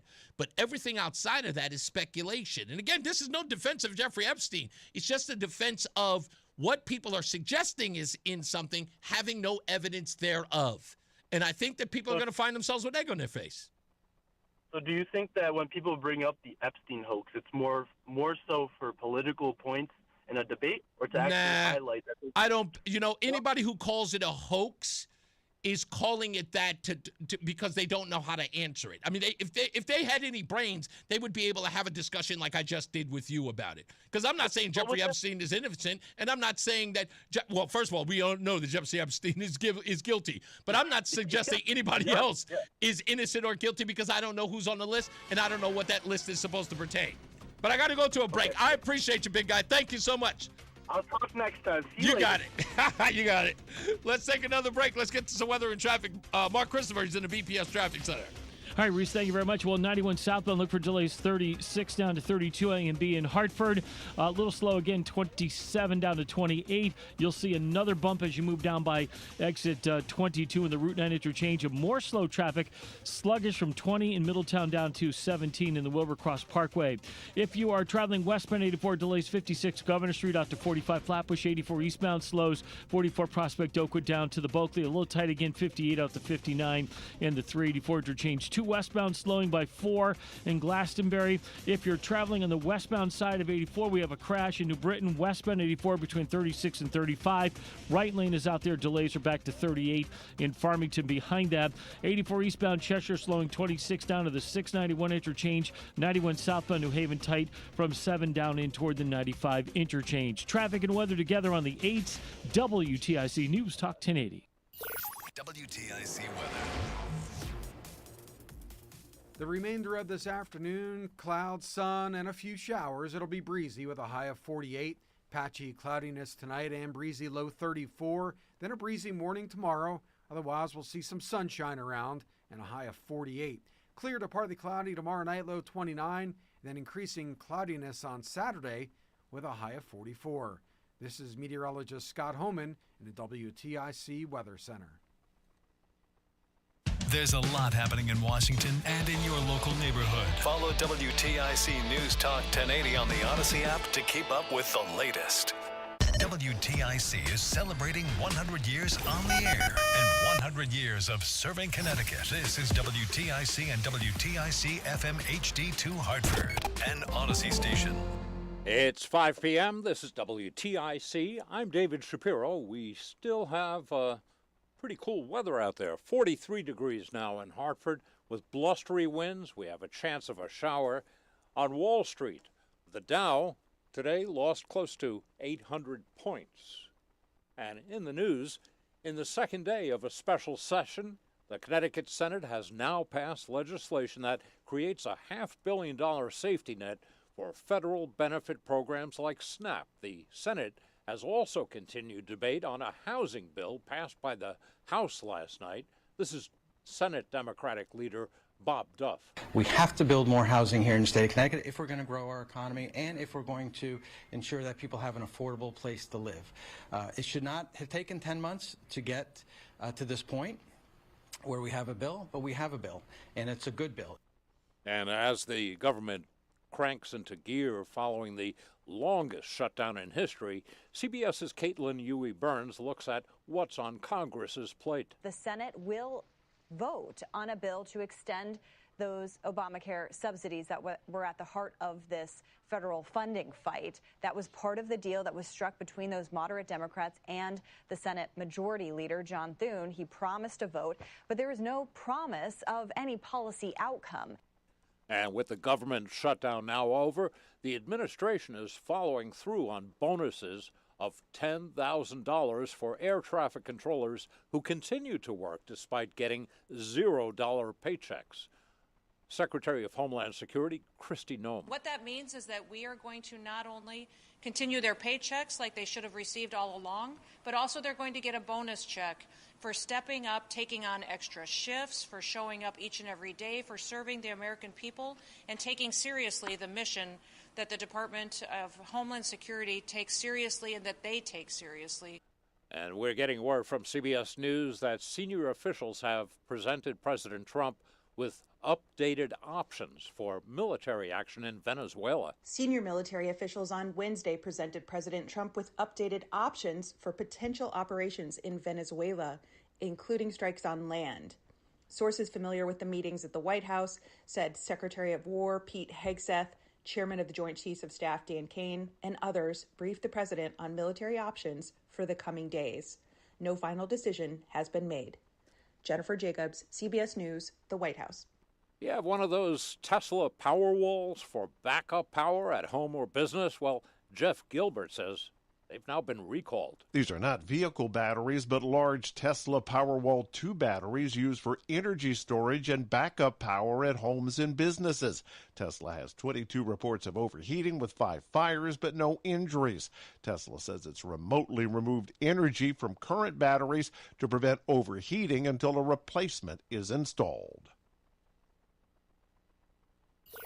WTIC weather. Breezy conditions will continue behind the front that moved through a day or so ago, and looks like we'll see a few showers also the rest of this afternoon. There'll be clouds mixing with some sunshine and highs around 48 degrees. High pressure starts to build in as we head through the nighttime hour. It'll be breezy with patchy cloudiness tonight. Lows down to 34, and then the chilly weather remains with us through the start of the weekend. High pressure remains in control once again tomorrow. Breezy in the morning. Otherwise, we'll see a mixture of clouds and sunshine. Highs about 48 degrees. And as we head into tomorrow night, clear to partly cloudy skies. Lows all the way down to 29, so a cold night overall. Then to start the weekend, clouds will be on the increase as the next storm system starts to arrive from the west with a high of 44 degrees. This is meteorologist Scott Homan in the WTIC Weather Center. In Thursday night football, the 2-7 Jets will visit the 8-2 Patriots. And in hockey tonight, the Bruins are in Ottawa. For more, go to WTIC.com.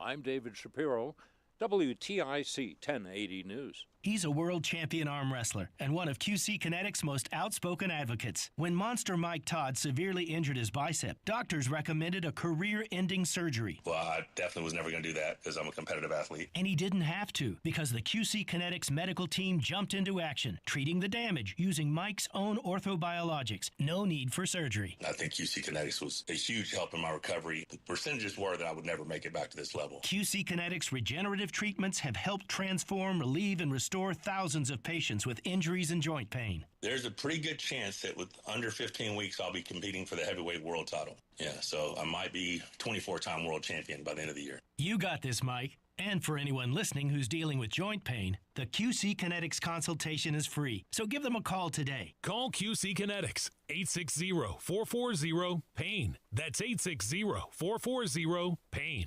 860-440-PAIN. The hour that packs a punch. It's Reese on the Radio on WTIC News Talk 1080. All right, we're back. I just want to say this before I do Hollywood news. Everybody, seriously, you should have listened to me. I warned you. You didn't want to listen? Fine. Wait until after we do Hollywood news and we get into weather and traffic. I'm going to show you exactly why I keep telling people, stop talking. You don't know what you're talking about. You don't. And I'll break that down in a second. We got to do Hollywood news. It's Hollywood news with your correspondent, Reese on the Radio. All the glitz and all the glamour. It's Hollywood news. Now, normally I would be talking about movies and all that other stuff about this, but I'm not. This time, I have to talk about apparently some sort of Hollywood rift between two individuals. One, Sydney Sweeney. The other, Zendaya. Now, apparently, Zendaya has come out and said because Sydney Sweeney did her little American Jeans ad that she can't stand next to her at photo ops and things like that. And so now there's created a rift between the Zendaya crowd and the Sydney Sweeney crowd. Look, with all due respect, I know people think that Zendaya is some sort of beautiful flower, beautiful, individual. But, folks, let's be honest, okay? This is Penelope Pitstop versus olive oil, okay? I've chosen my side, and yes, every time I'm going with the white blonde woman just because I can, okay? The skinny girl with the body of a boy, never gonna happen. Okay? Never gonna happen. But you pick your side. You pick your side. You be fine. I'm just gonna stick with the blonde, beautiful woman. That's okay? All right? All right, that's fine. That's Hollywood news for today. When we come back, I already told you what the definition of the Epstein list is, and you guys are in the chat room trying to explain to me what it is. You don't know what the Epstein list is, but I'll explain it to you in a heartbeat. It's not a real thing. That's the whole point. I'll break it down. We'll be back. Mark Christopher, he's in the BPS Traffic Center. He's getting you home. Hey, Mark. Thank you very much. Good afternoon to you and good afternoon, everyone. And if you are traveling on the westbound side of 84 into downtown Hartford, you're going to see delays now approaching the Bulkley Bridge, and you're tight out to 44 Prospect Oakwood. Look out for an accident on the westbound side of 84 in New Britain between exit 36 and 35. The right shoulder is shut down there, so just use caution going through that. That is causing a curiosity delay with that accident. 84 eastbound, look for delays 44 Prospect Oakwood down to the Bulkley Bridge. Southbound 91 delays 36 down to 32 A&B. Again down by exit 28, and again 23 down to 22. You're sluggish at the Route 9 interchange. 91 southbound again slowing, approaching 19 to 17 in Meriden. If you are traveling northbound on Route 9 in Cromwell, look for slow traffic between 29 and 30. Road work there in the left lane, so stay to the right there. Again, a little sluggish, again 32 up to 34 in New Britain. If you're westbound 84, some slow traffic, Cheshire into Waterbury, 26 to 25.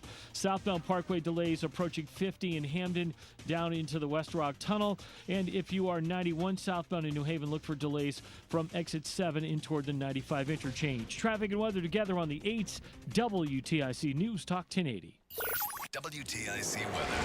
Partly cloudy and breezy tonight, a low 33. Breezy in the morning tomorrow, otherwise some sunshine and a high 48. We have a clear, partly cloudy sky tomorrow night, low 28. Then increasing cloudiness as we head into Saturday, high 47. For Saturday night, not as cold, on and off rain and drizzle, and a low of 37. Right now it's 44 in Plainville, 42 in Waterbury, and 45 in Hartford. This is meteorologist Scott Homan in the WTIC Weather Center. Planning for the future can be complicated, but attorney Haley Allaire makes it easier. Tune in every weekday morning at 8:15 for Elder Law Insights on WTIC News Talk 1080. Attorney Haley Allaire with Allaire Elder Law Firm shares real-world guidance and thoughtful tips to help you protect what matters most. You could think you found your dream home online. The kitchen island looks perfect for your inner chef. The backyard, a paradise for your green thumb. And that extra room, hello walk-in closet. But here's the twist. The lot next door just got rezoned for years of construction. And this sound, yeah, you're going to be hearing a lot of that. Don't let your dream home turn into a nightmare. Work with the expertise and ethical training of a Realtor, here to guide and help protect you from the surprises you didn't see coming. Realtors are members of the National Association of Realtors, right by you. Okay, I have to tell you, I was just looking on eBay where I go for all kinds of things I love, and there it was. That hologram trading card. One of the rarest, the last one I needed for my set. Shiny like the designer handbag of my dreams. One of a kind. eBay had it, and now everyone's asking, ooh, where'd you get your windshield wipers? eBay has all the parts that fit my car. No more annoying, just beautiful. Millions of finds, each with a story. eBay. Things people love. My name is Whitney Allen. I am a widow. My husband Ryan died. We never thought in a million years we'd have to use life insurance. The unexpected happened. With Ethos, it is so fast and easy. It's 100% online. You can get a quote in seconds, apply in minutes, and get same-day coverage. No medical exams, and you can get up to $3 million worth of coverage through Ethos. Get your free quote at ethos.com/radio. That's ethos.com/radio. Time spent on application may vary. Online health questions required. I'm Ed Evans, CEO of Consumer Cellular. Ever wonder why Big Wireless wants you on an unlimited plan? They probably want you to cover the cost of those 20-somethings using all that data every month. But most people 50 and up like me only use 12 gigs or less. Don't get bamboozled by Big Wireless. Switch to Consumer Cellular. Our plans start at just $20, and we use the same towers as the big guys. Join the millions who choose something better, because if you're not using all that data, you're probably getting used. Call 1-888-FREEDOM, visit consumercellular.com/fax or a store near you. Plans include $5 credit for auto pay and e-billing. See site for additional facts. It's Reese on the Radio on News Talk 1080 WTIC. Hey, we are back. And look, I tried to explain this thing to you, but, you know, in all of your arrogance and smart alecky sort of responses, I knew you didn't know what you were talking about. That was the reason why I addressed, what's his name, Gio, the way that I did. And again, it is a desire for things to be in it that you want it to be. There is no such thing as the Epstein list in the fashion in which Gio was trying to describe it. Never has been. So I did, again, real quick, it's just as simple. It's not even a Google search. It's just a search. All you have to do is, now I'm going to break it down for you so you understand. We can get off this. The Epstein list, often called the Epstein client list, is a term popularized in the media and online discussions to describe a rumored, hypothesized document purportedly containing the names of high-profile individuals who were clients of Jeffrey Epstein, specifically those of whom he alleged trafficked in underage girls for sexual purposes, potentially as part of a blackmail scheme. However, this list does not exist as real or a real official document. A July 2025 memo from the U.S. Department of Justice, the DOJ, explicitly stated that there was no client list and is found and a list that was found having reviewed Epstein's related files. And there's no credible evidence of Epstein blackmailing prominent individuals on the grounds of investigating uncharged third parties. Instead, the term is frequently conflated with actual publicly released materials from Epstein's cases, which include unsealed court documents, flight logs, contact books, e.g., in other words, Epstein's Black Book, which was seized in 2005, which are essentially phone directories with hundreds of entries ranging from high-profile figures to everyday contacts like service providers. These have been partially released in redacted form but contain no trafficking details. So the names that you would get, you would then surmise, because their names are on it, they immediately participated in crimes that you would then make up for them. That's what I was trying to explain to Gio. Okay, this is not giving Epstein a pass. This is telling you exactly where the term comes from.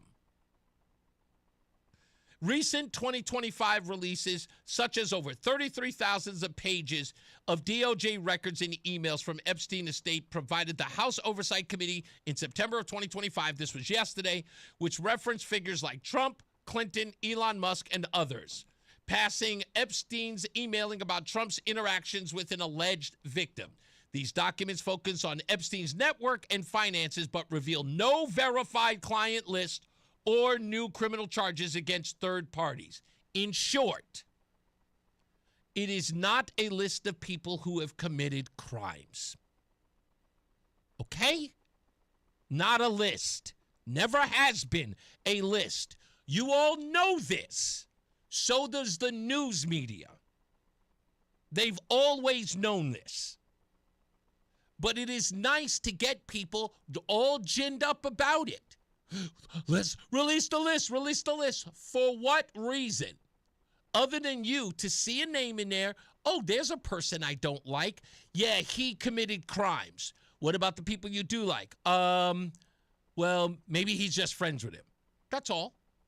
That's exactly what you're going to use it for, because it's exactly what the media used it for. That's always been the case.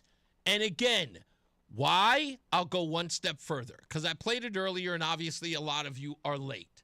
The guy who they are referencing in yesterday's emails, Michael, what's his name? Goodwin? No, Michael Wolff. I apologize. He was on the Patrick Bet-David podcast, and he said this. At that point, Epstein's legal problems began. The police began to investigate him over allegations that he was... that there were underage women coming to his house. Epstein believed that it was Trump who first informed the police about what was going on at Epstein's house. And from that point on, they were nothing but bitter enemies. Now, with that, and the email that says Trump knew about the girls, does it bring a different context now? Because again, that line, Trump knew about the girls, could mean anything. Trump knew about the girls and he didn't have a problem with it. Or Trump knew about the girls and he informed the FBI. Because the email just says Trump knew about the girls. Nothing else. There's nothing to spin here. See, the fact is that, and again, accusing me of spinning is exactly what you're doing. Spin it the other way then.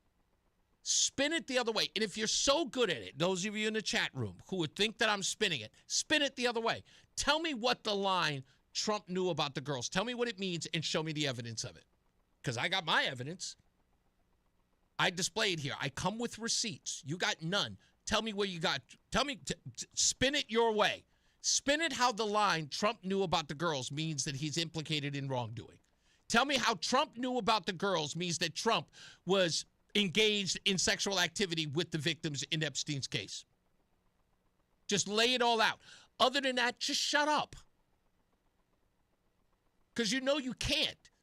Just say, I am desirous for Trump to be implicated in this because I hate him and I want him to fail and I want him to go down in flames. I hope that he's involved. I want him to be involved because I'm so sick and tired of being president and I don't want to cry anymore. Just say that. That's all. We'll all do better. And again, I appreciate you.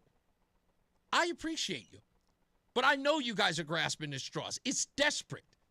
You can't win anywhere else, so now you're making up nonsense. Spin, children, spin. Wrong person. Sean, what's going on, sir? I love when you take the fastball that's right down the plate and you hit it out of the park. I try to, sir. I try to. And then you go around the bases like Ohtani. You flip the bat when he hits it like 460 feet. Just really, what's amazing about the Epstein thing? Yeah, is it's amazing how he disappeared for 43 days. Yes, right. He was gone.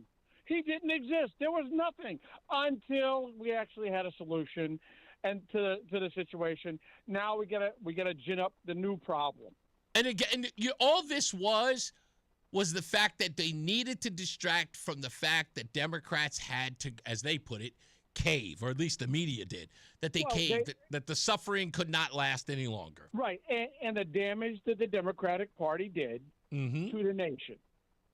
That's and you're absolutely right. And I love the fact that the piece that they put out only put them in a bigger jeopardy anyway, because as I reported earlier in this story is that, oh, by the way, the people who are listening now who are in my chat room going nuts, they missed this part. They should have joined the show earlier, because I laid out how Michael Wolff, this guy who I just played, the guy who they showed the email. I listened to that. Yeah. I listened to that. Michael Wolff, again, is in email exchanges. By the way, these people are too lazy to look this up.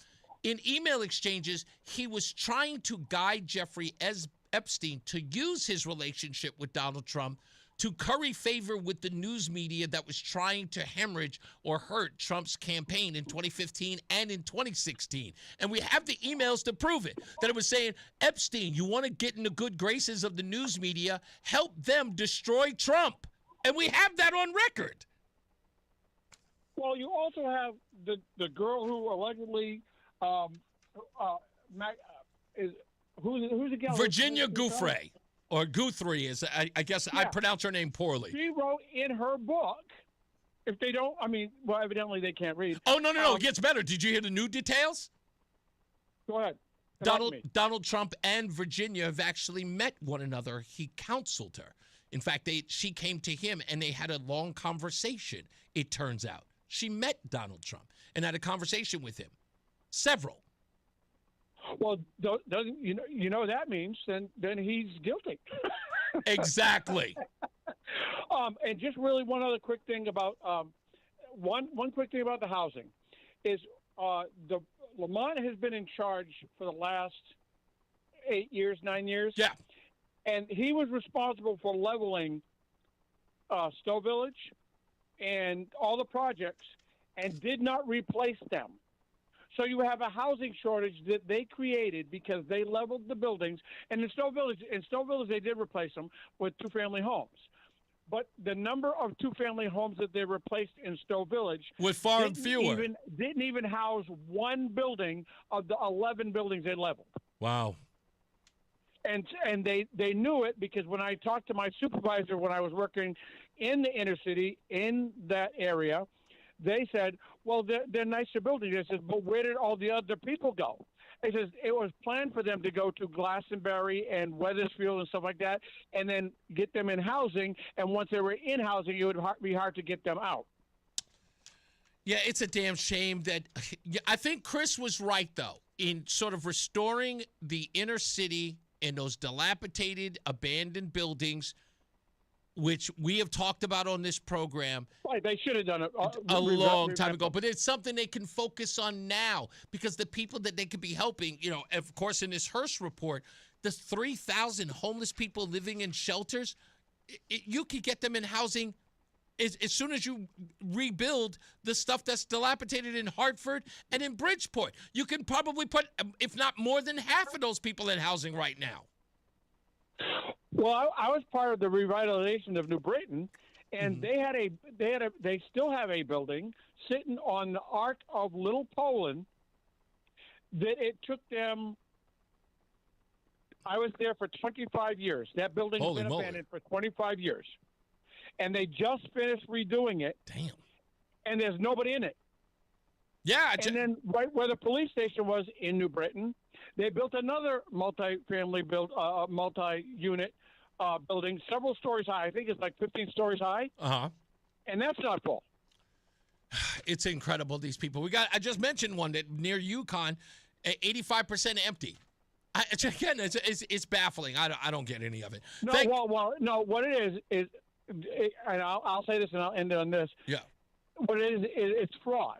It's you're taking the money that you're not putting the money towards where it's supposed to go, and then you kind of like, just as long as no one's holding you accountable, you just go and you just line the pockets of the people who keep you in office, and you keep moving along. 100%. That's why I said I think the whole thing is a fraud in the first place, sir.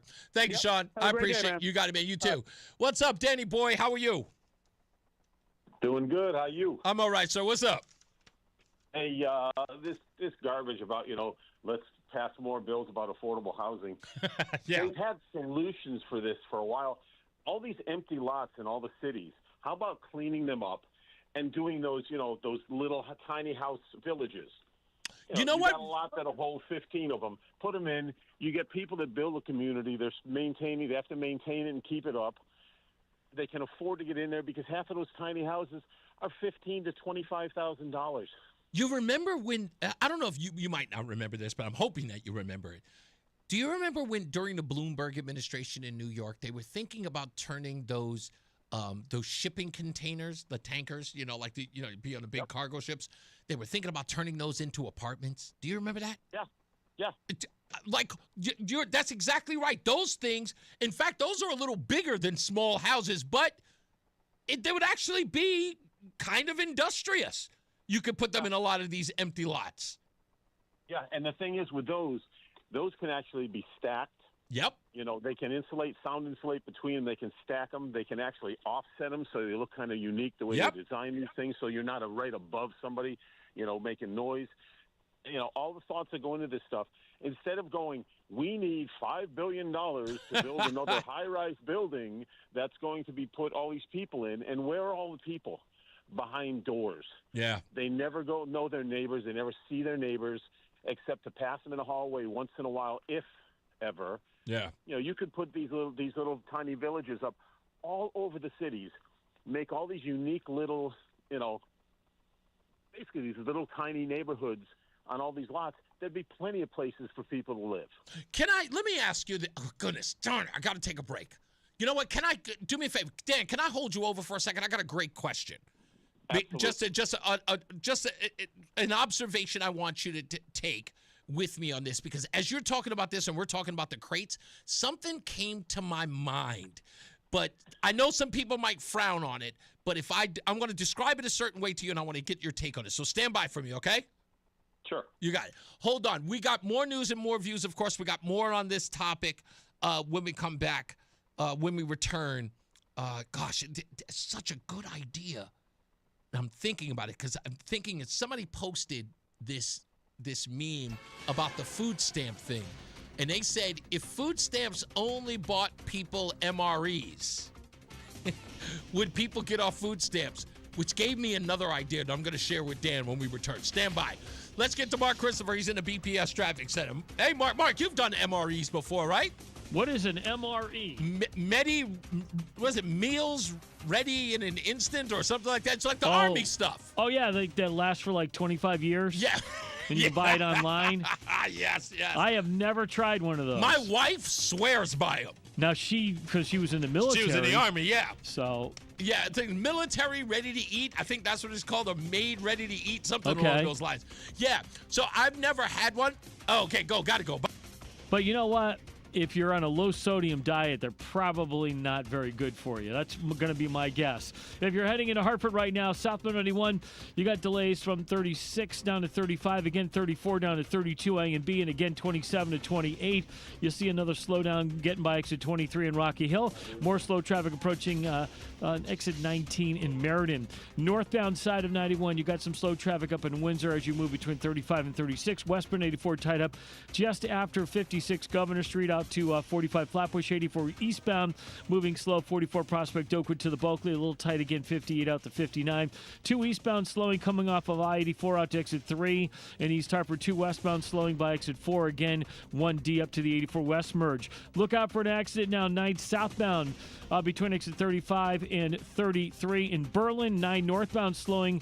We've got some road work going on between exit 29 and 39 northbound. That's in the left lane. Stay right there. And 84 westbound in Farmington delays 37 down to exit 33 in the 72 interchange in Plainville. Traffic and weather together on the 8 WTIC News Talk 1080. WTIC The weather. remainder of this afternoon, clouds, sun, and a few showers. It'll be breezy with a high of 48. Patchy cloudiness tonight and breezy low 34. Then a breezy morning tomorrow. Otherwise, we'll see some sunshine around and a high of 48. Clear to partly cloudy tomorrow night, low 29. Then increasing cloudiness on Saturday with a high of 44. This is meteorologist Scott Homan in the WTIC Weather Center. And now, a WTIC news update. WTIC News Time coming up on 5:30. Breaking news in Hartford with word of a double shooting. Both a 17-year-old and a 36-year-old man were hit by gunfire, and they're being treated for injuries that police say are not life-threatening. Legislation creating a Connecticut safety net for federal benefits programs like SNAP. Well, that's now headed for Governor Lamont for his signature. The state Senate has approved the $500 million in funding just a day after it was okayed by the House. A meeting was being held today to weigh the future of Alberto Vasquez Matos as Middletown school superintendent. Channel 3 reporting that this comes after Matos was charged with driving drunk in Florida. Smooth going at Bradley Airport today with just one cancellation this morning. Windsor Locks was not among the dozens of airports around the country, including JFK and LaGuardia, that are seeing flight reductions this week of 10% as a result of the government shutdown that ended just last night. And now it's time for the weather. Breezy conditions will continue behind the front that moved through a day or so ago, and looks like we'll see a few showers also the rest of this afternoon. There'll be clouds mixing with some sunshine and highs around 48 degrees. High pressure starts to build in as we head through the nighttime hour. It'll be breezy with patchy cloudiness tonight, lows down to 34, and then the chilly weather remains with us through the start of the weekend. High pressure remains in control once again tomorrow, breezy in the morning. Otherwise, we'll see a mixture of clouds and sunshine. Highs about 48 degrees. And as we head into tomorrow night, clear to partly cloudy skies, lows all the way down to 29, so a cold night overall. Then to start the weekend, clouds will be on the increase as the next storm system starts to arrive from the west with a high of 44 degrees. This is meteorologist Scott Homan in the WTIC Weather Center. And I'm David Shapiro, WTIC 1080 News. This is a special alert to all Americans who own a vehicle with less than 200,000 miles with an auto warranty about to expire or with no warranty coverage at all. Due to a decline in the economy, CarShield is announcing a low-cost month-to-month vehicle protection plan that is now available to the public to save any driver out-of-pocket expenses on future auto repairs. Call now to find out how you can pay almost nothing for covered auto repairs. Yes, you heard that correctly. Pay almost nothing for covered auto repairs. An open phone line has been established for all drivers to call for a free quick quote. Call 800-908-8646 now. Drivers who are covered will not have to pay for covered repairs again. This protection plan is at an all-time low. Additionally, drivers who activate this vehicle protection today will also receive free roadside assistance, free towing, and car rental options at no additional cost. Call us for your free quick quote today. 800-908-8646. That's 800-908-8646. What do you have to lose? Call 800-908-8646. Again, 800-908-8646. You're listening to Leaf Filter Radio, and the guru of gutter protection himself, Chris Cunahan, is here to take your most pressing leaf-related questions and bring you a special Black Friday offer. Hey, everybody, Chris here. I understand we have Ron on the line. Ron, where are you calling from? Uh-oh. Ron, are you calling from a ladder? Well, I was.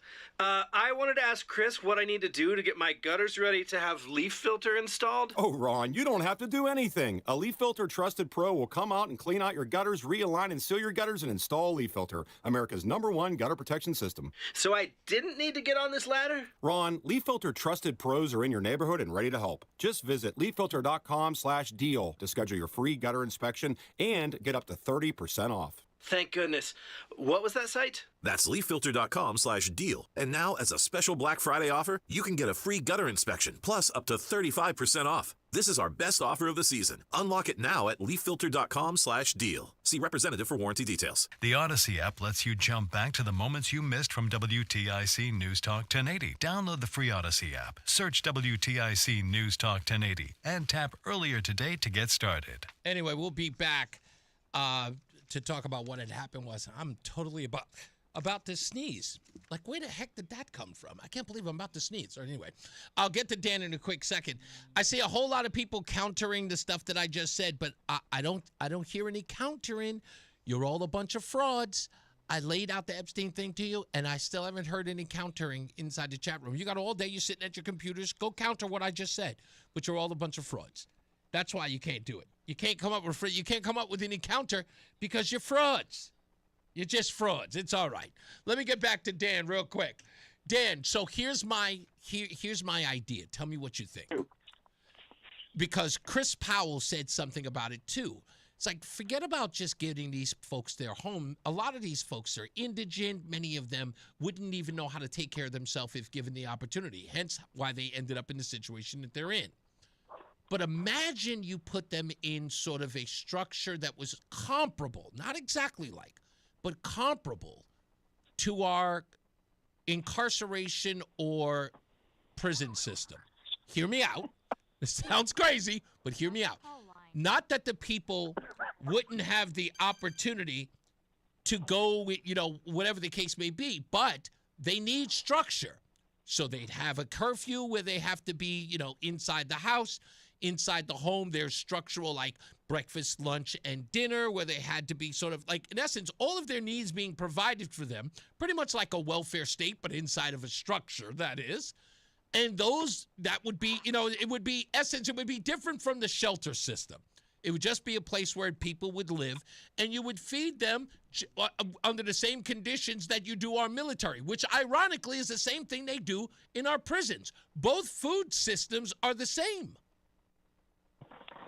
Yes.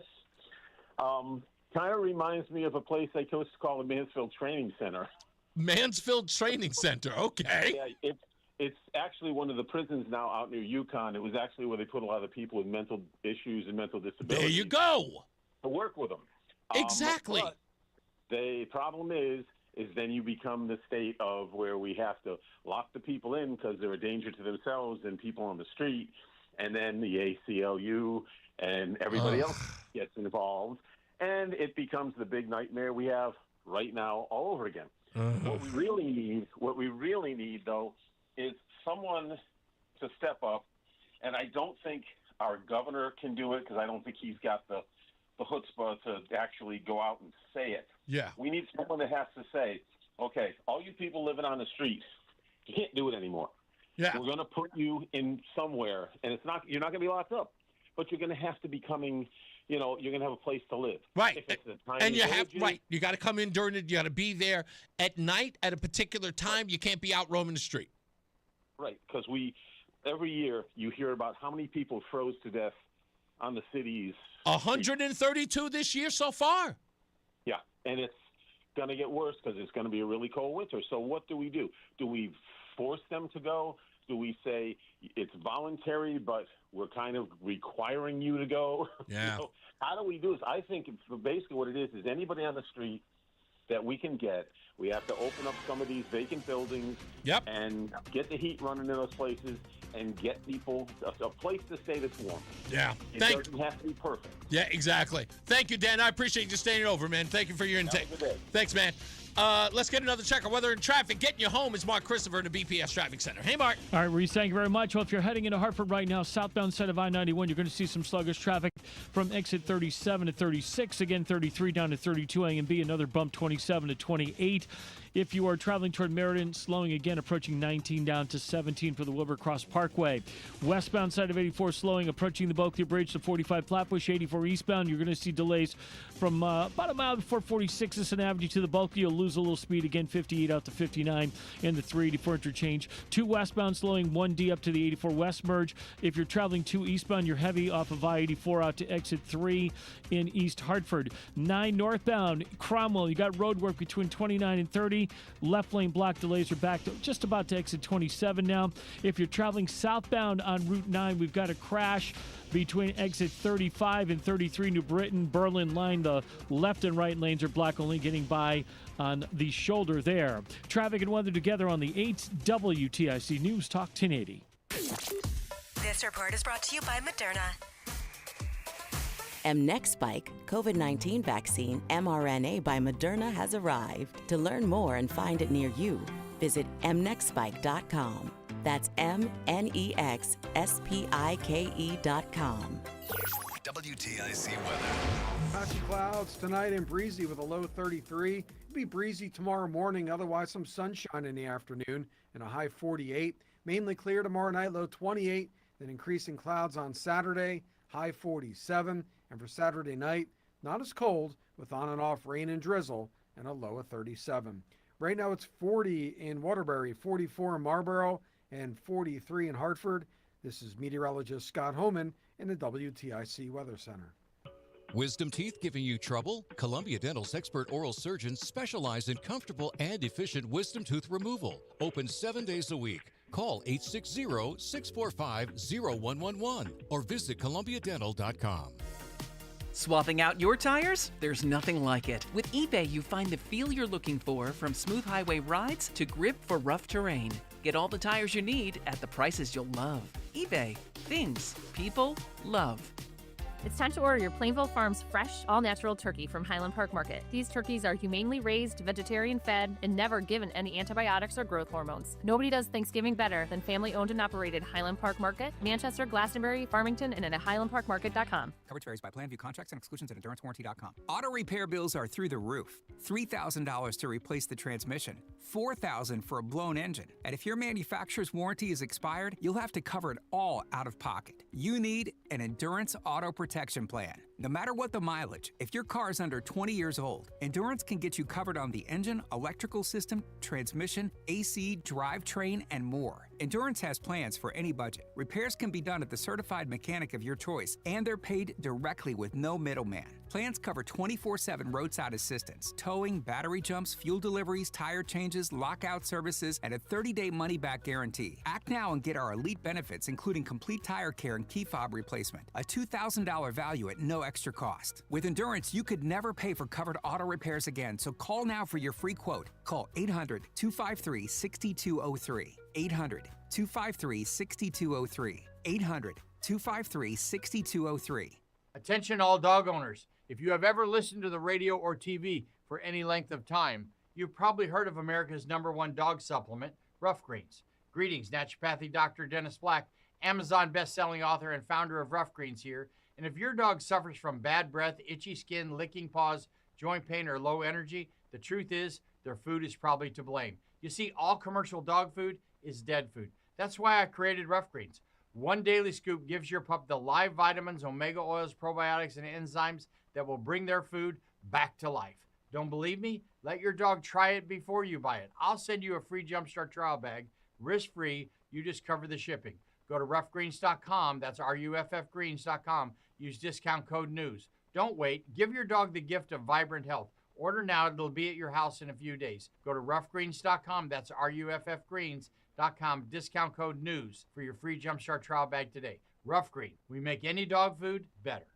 What's up, everybody? You know who it is. You know who it is. You know who it is. It's Reese on the Radio. Frederick Douglass of the 21st century. I know. It's WTIC News Talk 1080. We are about to get up out of here, and I'll get to the phones in a second. Meals ready to eat. Why? I'm not supposed to know that, Craig. Giving me crap. Craig is furious with me.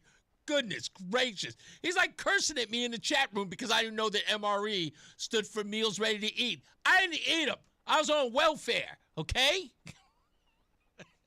I wasn't in the military. At least I got the MRE right. I didn't know what they were called. Goodness gracious. Robert B., he wrote to me, he says, I don't know how old your wife is, but MRE's Meals Ready to Eat, thank you. At least he didn't make me feel bad, Craig. I grew up on the freeze-dried fruit salad was my favorite, and the peanut butter was the best back in the 90s. Peanut butter was a bit gritty, but you had to massage the oil and peanut butter together before eating. This was before self-heating option that we have now. Yeah, I don't like stirring my peanut butter. I think I expressed that earlier. That's ridiculous. Just peanut butter should be already pre-stirred, ready to go. That stuff with the oil on top and you got to mix it. It's one extra step. Peanut butter, scoop, apply. Now I'm in here mixing like I'm Paul Prudhomme. I'm going to make the peanut butter creamier. No. If you don't know who Paul Prudhomme is, never mind. It's not important. Epstein is not that bad. Shut up, Matt. I just read that. That just popped into my head. It was like, what is wrong with you? People are very upset at me because, I completely faced them on the whole Epstein thing. It's like, I know what I'm talking about. I told you you want it to be true, and I get it. I don't care. It doesn't matter to me. It doesn't. I don't care. You think I'm covering for Trump. No, my objective is to tell the truth, which I do. You can be mad about the truth, but who cares if you're mad? I don't care. So what? You want to be mad? And everybody, mind you, this is the best part. So I have to do a show. I have to read copy. I have to go through all of the other stuff that I have to do in my daily, show routine. I don't have time to sit up here and go through the exhaustive research process. But here we have people who are on their computers or on their phones who during the commercial breaks can completely dispel the stuff that I'm finding in an instant. Because I'm a research whiz. I know that. I don't have to brag about it. It's a fact. You don't have to brag about something that just is. Like, I am 6'3". I don't need to brag about it. It is. The facts are facts. So I know I'm doing my job. I know they can't do theirs. So I keep telling them, don't just argue with me about, I'm just sticking up for Trump. Just go refute what my claims are. Not one of them is left. Nobody's grabbed a computer. No one's going to look at them. Nobody's posted anything. I got plenty of other comments that are coming through here. Everybody doing their research, but not these guys. Nope. They won't even bother. Why? Because they know what the truth is. Making it about me doesn't dispel what the facts are. Teresa writes, your idea with structured housing for indigent people is spot on, Reese. Unfortunately, so many homeless are mentally ill and dangerous to themselves, that one I know, and others. We need facilities that can properly care for them. The facilities that are monitored and maybe a 3 to 6 month basis to check on the staff and the facilities. We used to have mental health institution, and they got shut down because people were abused and uncared for. That's partially true, Teresa, because I'm going to find, maybe I should, but it was Geraldo Rivera. You might remember this, if you are old enough to remember. Geraldo Rivera was one of the people who blew the whistle on these mental care facilities and affected them so much that there was these reforms to the point where they were all shut down because of the stigma that these places were abusive to the mental patients. And now people refuse to put them in those institutions because of that stigma. No, you can't put them in a mental institution. Do you know the abuse that goes on there? And then that just permeates, we get where we are through social reconditioning. But you're 100% right. We do need to go back to those programs But, I was thinking this. Let me use it this way. And Brian, stand by. I promise I'll get to you in a second on the phone lines. There's an important thing here. If you've never experienced it, look into it so that you understand where I'm coming from here. And maybe you have a family member who's gone through this. So I was in a group home, I want to say, 19? Yeah, 18, 19 years old. And I had left so many of them during my homeless years. So in the group home, which was interesting, they had counselors. Oh, wait, Roland, you used to do group homes. You know this. You know this better than I do. I mean, well, maybe we know about it the same. You were a group home counselor, if I'm correct, right? Technically, I was a group home supervisor. I apologize, man. I must get the distinction. Which, in essence, you oversaw the group home and the faculty. Yes. And the group home counselors. 10 staff under me, 6 kids. 10 staffers. Okay, so, and did you have 2 shifts or 3 shifts of the group home counselors? I had 3 shifts. 3 shifts. Overnight, 11 to 7. Okay. 10 to 6, I'm sorry. 10 to 6. Okay, yes. So that's what, being in a group home, that's what you had to deal with. And the kids go to school, they go to other programs and things like that. They even go on trips. Correct. With the camp counselors on the weekend and during the summer. But this is where they lived. And it's paid for by the state, I believe. Right? Yeah, well, the one I worked for was a private. Was private? Was it Archdiocese? No. Okay, because the one I was in was Archdiocese. The Mother of Immaculate, Virgin? Yeah, the Mother of the MIV. The Mother of the Immaculate Virgin out of Tottenville, Staten Island. Oh, wow. And that was through, their private fundraising. But that group home was in the Bronx on 1404 Doris Avenue. I'll never forget it. And it was how I fell in love with the Smiths and Echo and the Bunnymen. That group home was a huge fabric of my life. I loved that group home. And you had a roommate and stuff, and it was all boys. It wasn't co-ed. There are some group homes that are co-ed. It was all boys. And I think that what they should do is have a structure very similar to that. Because guess what? They have that assistant living for mental institutions as well. In fact, in my moving company, we were hired by the state. But it's the state of Virginia. Actually, it's Prince William County. We were hired by them to move assisted living individuals who had jobs, but they all lived in a group home-like place, and they were adults who could not really function out without these supervisors that were there. So we should have something like that. Yeah, I did that on the side. That was a side job. No, I did the group home as my full-time job. But what you're talking about, assisted living, where there was adults, I had to go there to give them their meds at 6 p.m. at 10 p.m. Wow. in their house, in their apartment. But a lot of them live in actual homes. Yeah. He had his own apartment, and I would stop by at 6, and I'll stay there from 6 to 11. Really? You would be there that long? Yeah, because I would have to give him his meds at 6 and 11, but they needed somebody just to be in the house with him. Did you just sit in the house? Like, would you communicate with him if they were communicating? Yeah, like watch the game and stuff like that? Yeah, watch a movie, or most of the time I got there at like 5:30, prep the medication, gave him his meds, then I'll cook dinner. Really? You had to cook too? Cook his dinner for him, and serve his dinner, and then around 8 o'clock. Normally he'll go upstairs to his room, and I'll just chill downstairs and watch TV or whatnot until it was like 10:45ish. Then I'll go up there to his room, knock on the door, and say, "Hey, time to take your meds." Wow. And did you get a relief, or then he would just sleep at night by himself? Yeah, it was a third shift. Oh, okay. So, all right, and then somebody would come in. Somebody came at 11. Wow, that's so. See, again, it's not like these things couldn't be done. Yeah.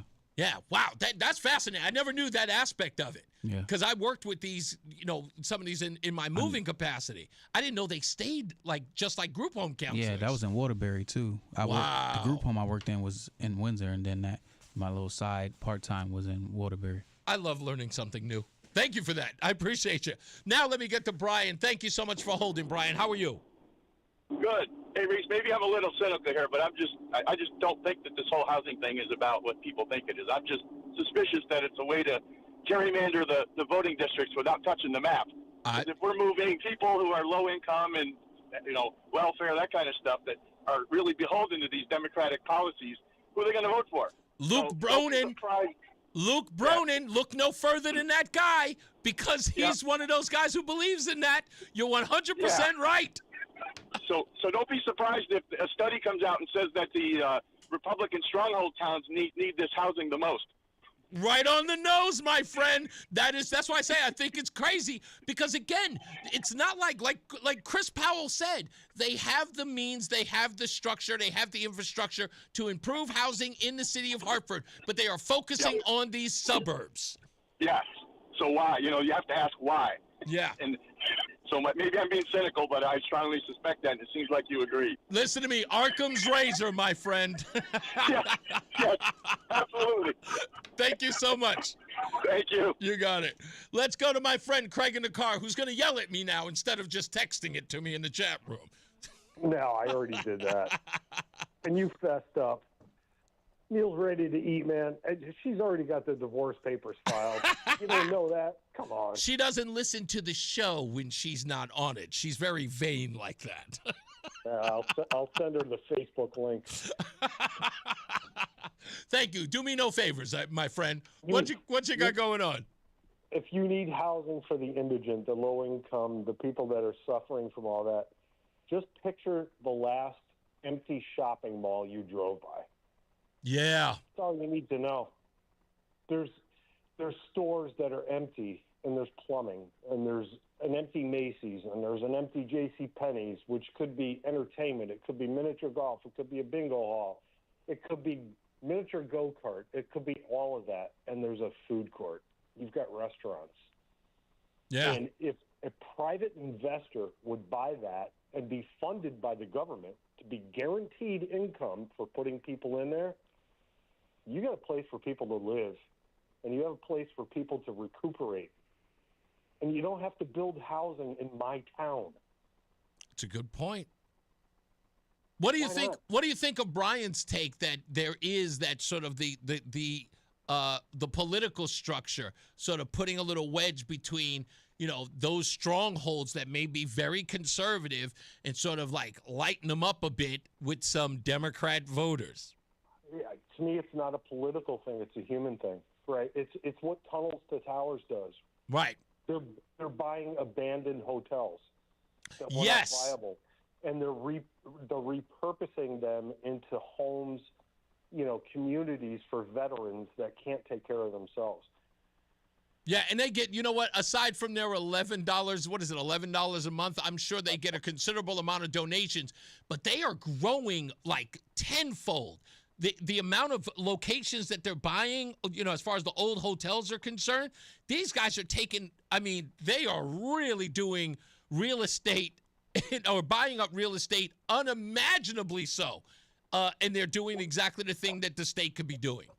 Who do you want doing it? Do you want them doing it, or do you want Ned Lamont doing it? Yeah, I would rather have Tunnels for Towers doing it. Exactly. Yeah. Exactly. That's my point. There's a lot of real estate out there. The infrastructure is already there. It doesn't have to be put in somebody's backyard, and we can help people. Yep. That's all I'm saying. Yep. Without a doubt, sir. Thank you, Craig, as always. So. You got it. Craig, by the way, let's get together as soon as possible, man. I miss you. I haven't hung out with you in a while, and plus I want to go back to the country club, let's be honest. Time to get up out of here. Michael A., thank you so much, man. I appreciate you being here. Teresa said her last comment was, and I didn't get to read it, she says, we are not helping them by letting them fend for themselves. That's right. I mean, it's obvious that they are not equipped to be able to fend for themselves. They need help, and they need real help, and it's not just through affordable housing. They need far more than that. They need structure in their lives, and they don't have any of that. They don't have any of that. They need more of it. All right, let's get up out of here. Roseanne joins us tomorrow. Roland will not. So we'll have Justin in the house tomorrow. Again, we had him last week. As I always say, radio is free, so we thank you for paying attention. Remember to keep JC in your hearts and in your mind. Sean Patrick, we love you and we miss you. Remember that panic is not planning, so plan your work and work your plan. Me, I'm Reese on the Radio. You have a good night, pleasant tomorrow. Mark Christopher's getting you home in the BPS Traffic Center. Good night, sir. All right, Reese, have a great night. If you're heading into Hartford right now, southbound 91, look for some slow traffic as you move between exit 37 and 36 in Windsor. Again, 33 down to 32 A and B in Hartford. If you're traveling on the westbound side of 84, delays just after 56 Governor Street out to 45 Flatbush, 84 eastbound